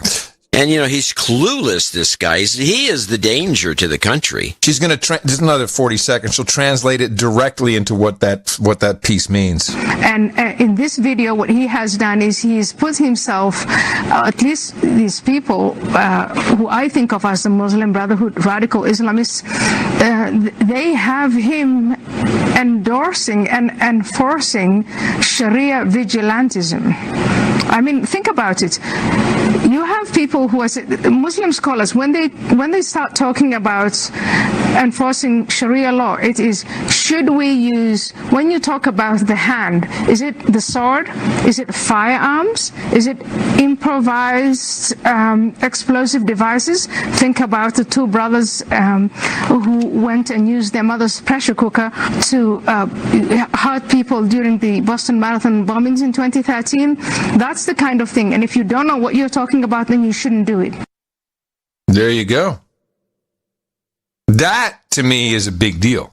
There's a few others. I thought I clipped one of them, and now I'm thinking about it, I probably didn't. There's a number of analysts that are bringing this up. Good. Biden, of course, doesn't know what the hell is going on, so what are you What? Sharia law, is that with the headgear? Huh? Look, here's the deal. Come on, man. What do you mean? Come on, man. Sharia law. Look. So I have my last clip is this. This is the NPR again. I'm getting great material from them. Yeah, I can tell. Now just needs a little comment at the end, because this is the stupidest report I have ever heard on NPR, and you'll realize when you hear the report why I think this. Okay. So this is H-1B analysis. This is the indicator from Planet Money. On June 22nd, President Trump issued an executive order to restrict certain types of immigrants and temporary foreign workers from coming to the U.S. Now, this order applied to future immigrants, not to people who are already here or those who had already been approved to move here. And the rationale given by the president was that with so many Americans out of work right now, he did not want more people from other countries competing with Americans for the available jobs. And the executive order was consistent with the president's broader agenda of limiting immigration to the U.S.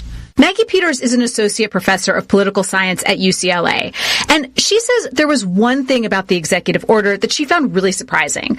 Unlike the Trump administration's earlier changes to immigration, which had largely focused on restricting so-called low-skilled immigration, this new executive order also targeted visas for highly skilled workers. And specifically, as Maggie explains, the order suspended new H-1B visas. Those are the visas that often go to foreign workers in the U.S. tech sector. The government had previously begun scrutinizing H-1B applications more than it had before, and that had made it more complicated to apply for them. But this order temporarily suspends granting H-1Bs altogether, with just a few exceptions. But when you think about the H-1B workers who are coming into the tech sector, that's not exactly the population that we think about who've lost their jobs right now. If we think about any group, the tech sector has pretty quickly moved to being able to work remotely. So she believes, this woman from UCLA. There it is. She believes that if you work from home and you're a tech worker, you're not threatened by H-1B because you work from home. The tech sector is adopted to working from home. Thus, if you work from home, your job's secure. What an idiot. What is she talking about? Well, this actually gave me something else to think about. If half of these tech companies have you working from home, go work from your home in India or Pakistan. You can dial in. It's the same thing. This problem solves. Well, that's borderline outsourcing. But the point is that she says H-1B, the tech community has resolve this issue of you being replaced. You're making $100,000 a year and being replaced by a $60,000 Hindi on H-1B because you're working from home. How does this report even air? It's stupid. You know, ever since they got rid of Lee Masters at NPR, Jarl Moan. I only call him by his disc jockey name. It's gone downhill. And, they have the $1 billion endowment. That's what Lee got them.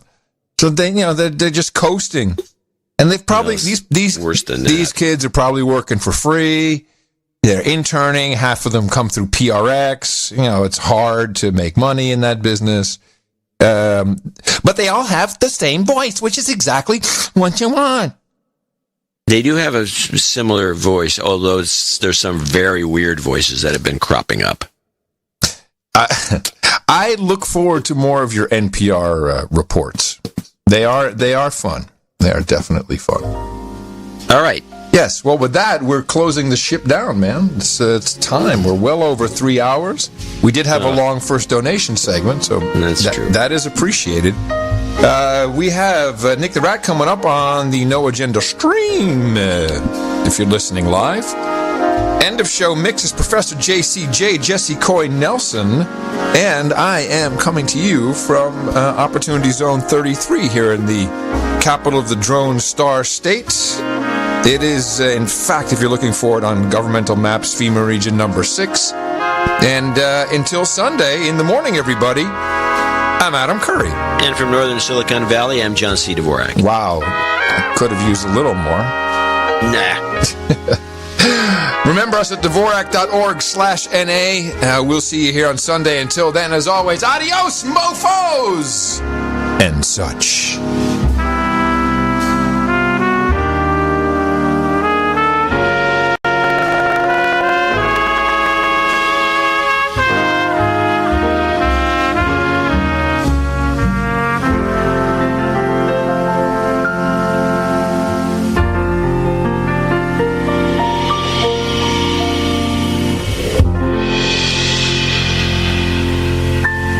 Now, Senator Harris says she's proud of her record as a prosecutor and that she'll be a prosecutor president, but I'm deeply concerned about this record.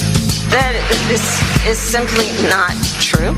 She put over 1,500 people in jail for marijuana violations and then laughed about it when she was asked if she ever smoked marijuana. I am proud of the work we did.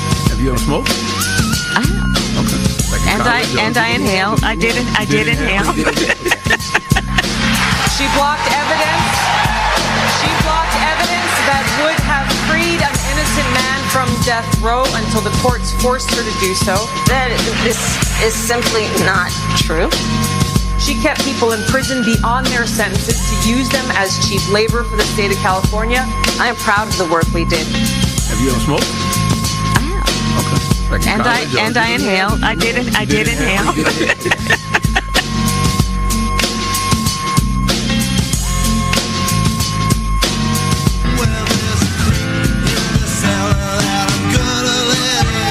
I'm Joe Biden. Biden. Joe Biden. 150 million people have been killed since 2007 when Bernie voted to exempt the gun manufacturers from liability. Welcome to Kingswood Community Center. Actually, that's the one down I used to work. That's a joke. You know where we were anyway. It's great to be here and back at a place where, My name is Joe Biden. I'm a Democratic candidate for the United States Senate. Play the radio. Make sure the television is, make sure you have the record player on at night. We hold these truths to be self-evident. All men and women you know the thing. I'm Joe Biden, and I approve this message.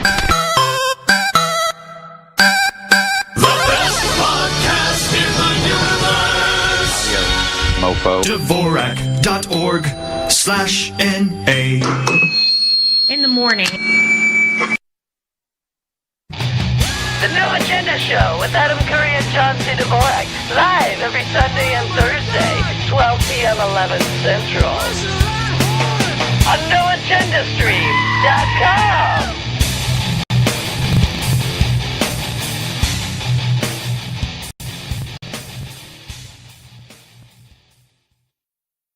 No. Agenda. In the morning? It is the best podcast in the universe. Value. Value. Model. Enabling. Stunning. News. Analysis. Without integrity. Compromising. Advertisers. For more than 11 years. Listen live on Thursday and Sunday.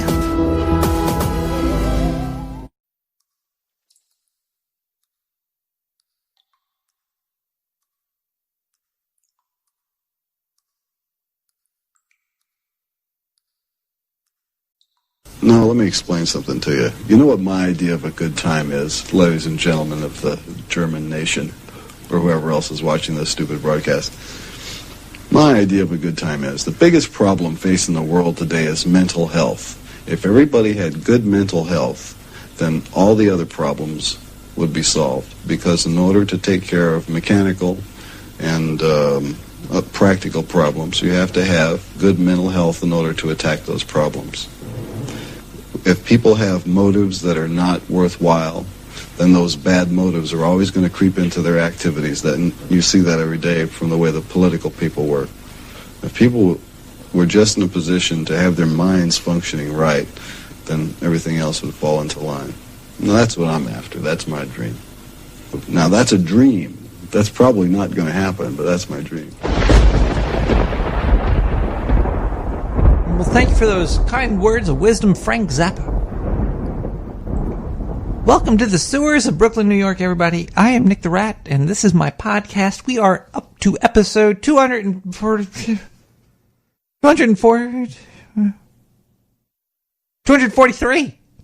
See, I was going to say 242, but we're actually at 243. It is August 12th. The year is 2020 of our Lord and Savior. It was weird. Sometimes, late at night, I'll get bored, and I'll go to, because I got Discord. I don't know if you guys know what Discord is, but I'm sure you do. Sometimes on Discord, I'm a member of about 500,000 channels because people just keep sending me goddamn invites, and sometimes I'll join them. And I landed in a Discord channel. I think it was like some type of philosophy channel or some shit. And they were talking about Jesus. They were trying to have a philosophical conversation about the shroud of Ishtar. No, it's not. It's the death cloth of Jesus. And there was one person that was totally for, this was definitely the death cloth of him. And then there was some guy trying to have some talk to him. Turin, yes, the cloth of the shroud of Turin. So they were having this whole thing about this. I actually recorded the whole conversation. I'm not going to play it. I jumped in on the conversation with a couple of good points. I'm just going to break it down really quick. I don't even know why I'm talking about this right now. It was just in my mind. And this is what happened. I was up till 4 a.m. 4 o'clock in the morning, listening and interacting slightly with these people. Well, okay, Discord, I'll just explain that really quick. It's like a giant chat. It's like a Slack. Okay, it's like Skype. It's like IRC. It's like AOL chat rooms with voice. It's like chat rooms with voice. It's voice chat rooms. Also, tonight I'll be drinking some tequila. I already made a drink, but I'll just take a nice shot from the bottle. I'm the only one drinking from this, so don't worry about it.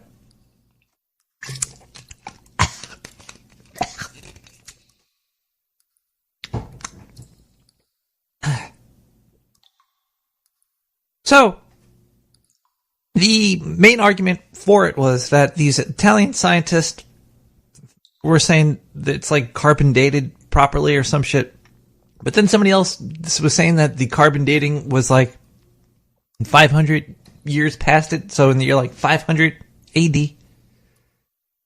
Because, we're in the year 2020 because of some Christians, I guess, or maybe even Jewish people. I have no idea who made the calendar. Roman Catholic people. Okay, I'm not trying to educate you in this, okay? I'm talking out of my asshole. But the whole thing was that they were saying that the Italians made this up. But either way, they said that his body passed through the cloth and left his image on it. And the guy arguing against it was like, well, you're saying stuff that's not in the text, so it's sacrilegious. Because he said like the cloth was like folded up or some shit, or it was just fucking weird. And then the guy that was against it was like, well, it wasn't like a 3D representation. It was like a flat 2D image of Jesus on the Shroud of Turin. And he was like, well, where are his ears? His biggest argument for against, wow, I'm just fucking all over the place tonight. against the Shroud of Turin was that the image was a 2D image. And if he passed through the cloth, it should have been like a 3D, like, it should have been like I don't know if you ever like took a 3D model and took the skin off of it and stretched it out. It should have looked something like that, because the shroud was around his body. The thing that I was concerned with, that I brought in and people were mentioning it, like when you die, and you put a cloth around a person, like his hands were covering his genitalia in the Shroud of Turin. The one guy I was asking where his ears were. I wanted to know why he was covering up his junk. I wanted to see the Jesus's junk. I wanted to see the Jesus. Oh boy. All right. Well, I might be going to some type of hell tonight. But either way, I have that recorded. If you guys want to hear it at one point, maybe I'll play it. But either way, we're not going to talk about that tonight. Tonight we're talking about expanding the mind. And what the mind is. Actually, we're not really going to be talking about what the mind is. But I came across this game that we're going to play. It could be dangerous.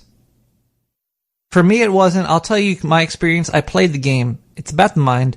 It's called the game of Doors of Your Mind. The Doors of Your Mind. Doors of Your Mind game. Minds. But I learned a lot about myself, maybe, and maybe we can learn about you. And I'm gonna tell you how to do this, and maybe we'll take a short thing. We're gonna try to do it. I want you all to try to do it with me, or maybe during a song, or during a break, or just turn the show off at one point. Like I want you to do the Doors of the Mind, or the something like that, and we're gonna figure stuff out tonight, because there's a lot to life beyond what you're told is there. Now, I could totally get into that right now as well, but maybe we should just get into the show. Okay, look, tonight we have music. Zindu didn't send me shit tonight, so I don't know where he is. He might be on hiatus again. Hiatus. Where did that word come from? Hiatus. Wonder what the etymology? Is that etymology? Etymologist? Etymology.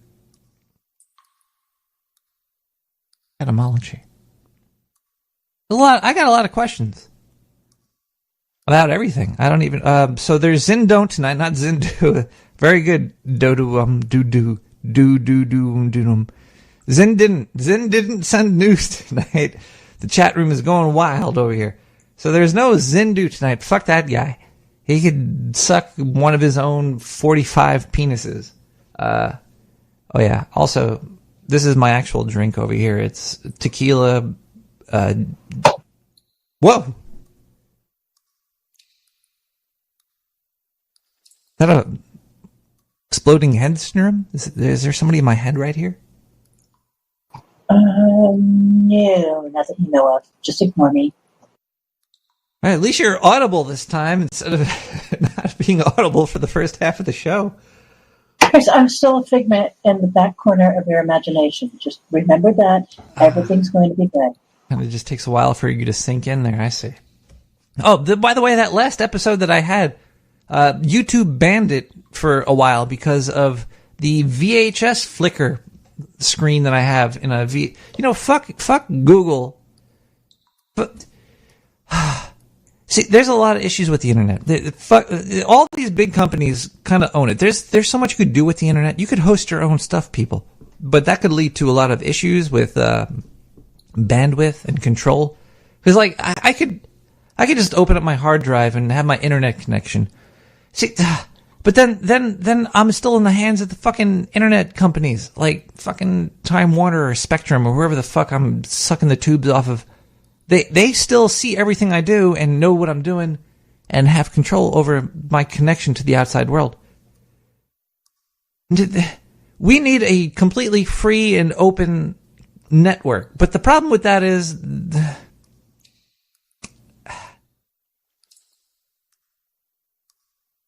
it I don't even want to say that. Cold pizza. It might be cold pizza. A lot of bad people could take control of it, but you know what? People are scared, man. People are scared of people. People are like, what's the difference between an anarchist and somebody that has mental illness? And my answer is, anarchists think humans could live together without having a leader, and people with mental illness are scared of their neighbor. It's,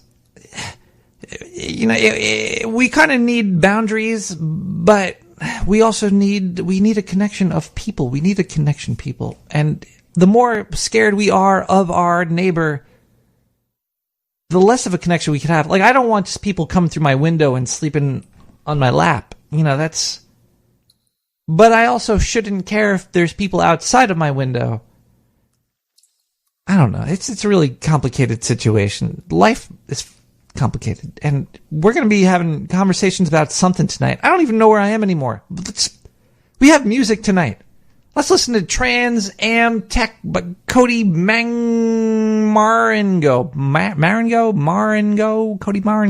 Cody Trans AM Tech. Cody Marengo. I'll stick with that one. We had a long show tonight, people. Maybe. Might be long. Depends on.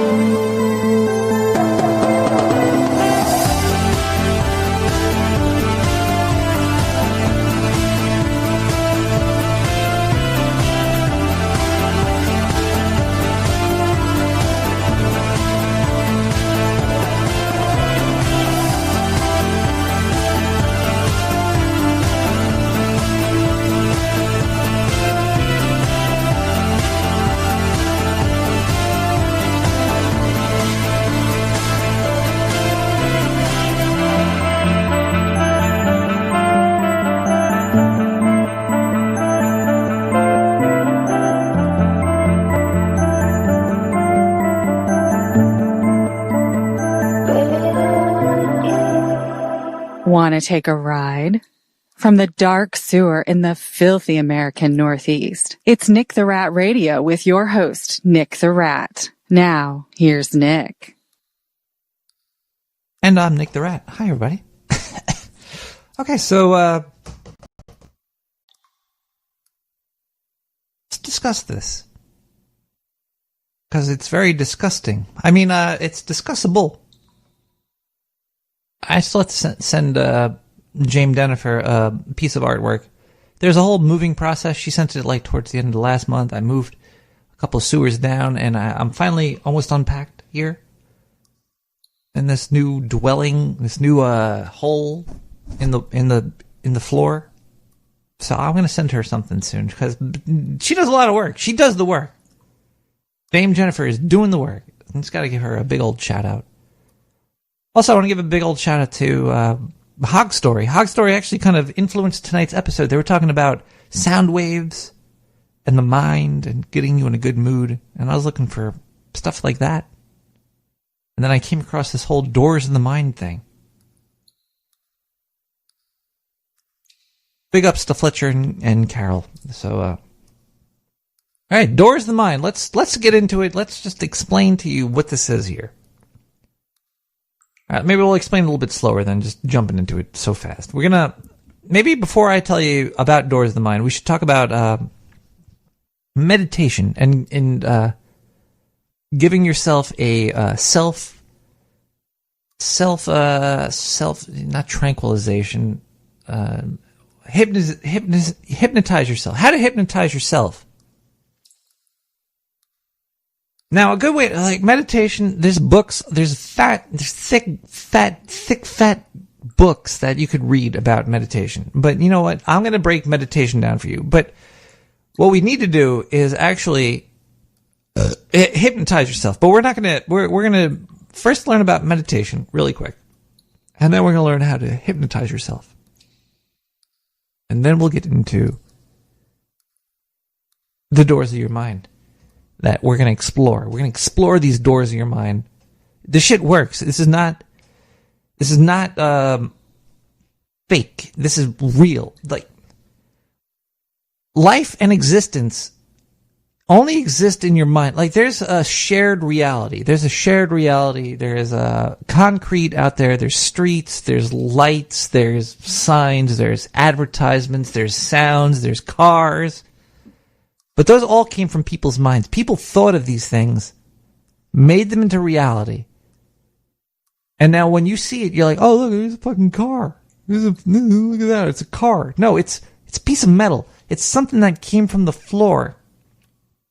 Molded. Structured in a certain way where it does something differently. And then people sit in it and move around in the fucking street. It's when you start to think about stuff, it really gets wild. It gets very wild, but our little monkey minds only work on a very basic level. We could work on it. We're like, oh, there's a car. There's a car. Vroom. But no, if you really think about what a car is, it'll blow your mind.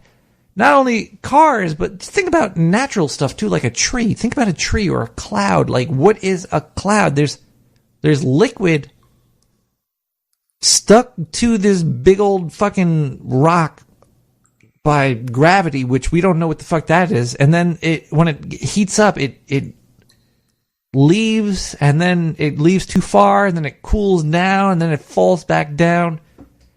And then you drink it, and fucking dinosaurs are gone, but you're probably still drinking dinosaur piss. It's the more you think about stuff, the less it makes sense, and the more magical life becomes. I think a lot of people are just like, oh, science is science. But, you know, science is kind of magical when you get down deep into it.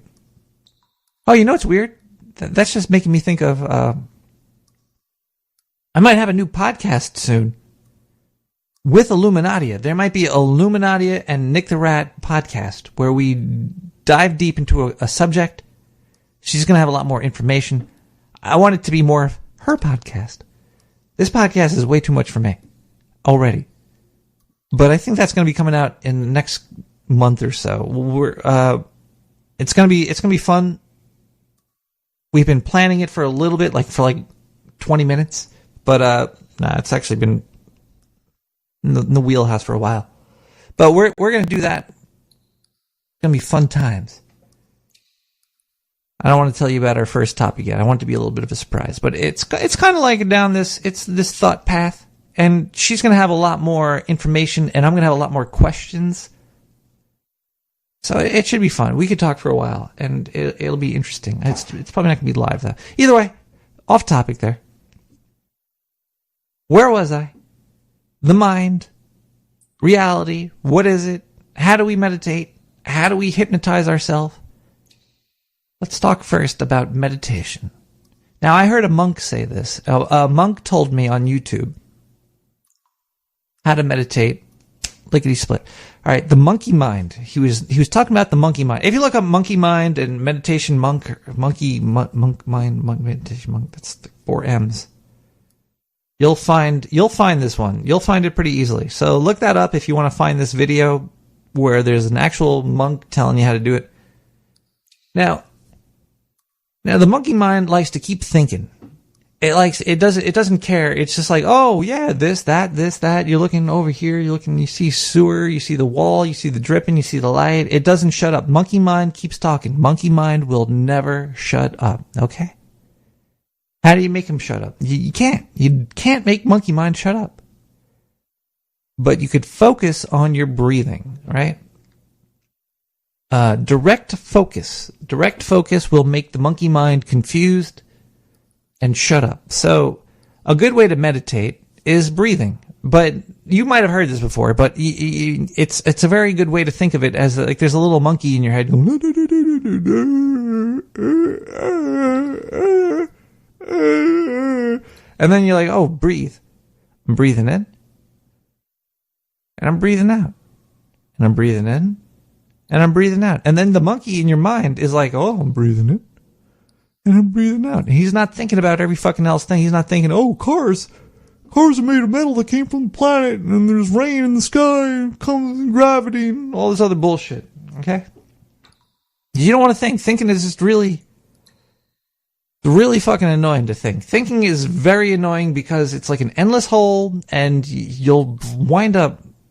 Okay, it's also good to think, too, because you want to fucking figure shit out, but sometimes you just need to block it off.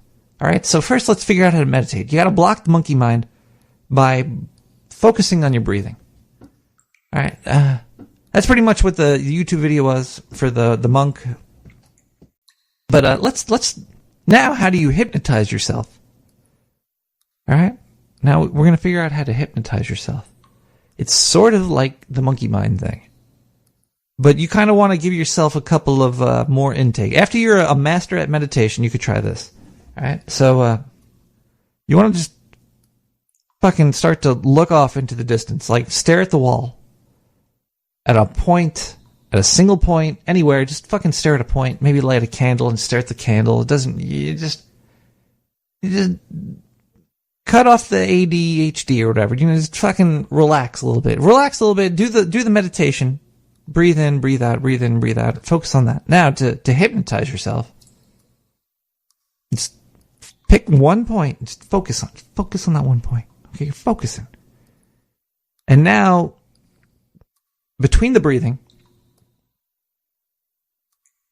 notice 3 things that you could see. Notice 3 things. Like right now I see a microphone, fucking the tip of my hat, and the camera. Those 3 things. Okay. Microphone. I'm not gonna be able to I'm not gonna be able to hypnotize myself right now because I'm hosting a show. It's very hard to fucking do that shit while you're hosting a show.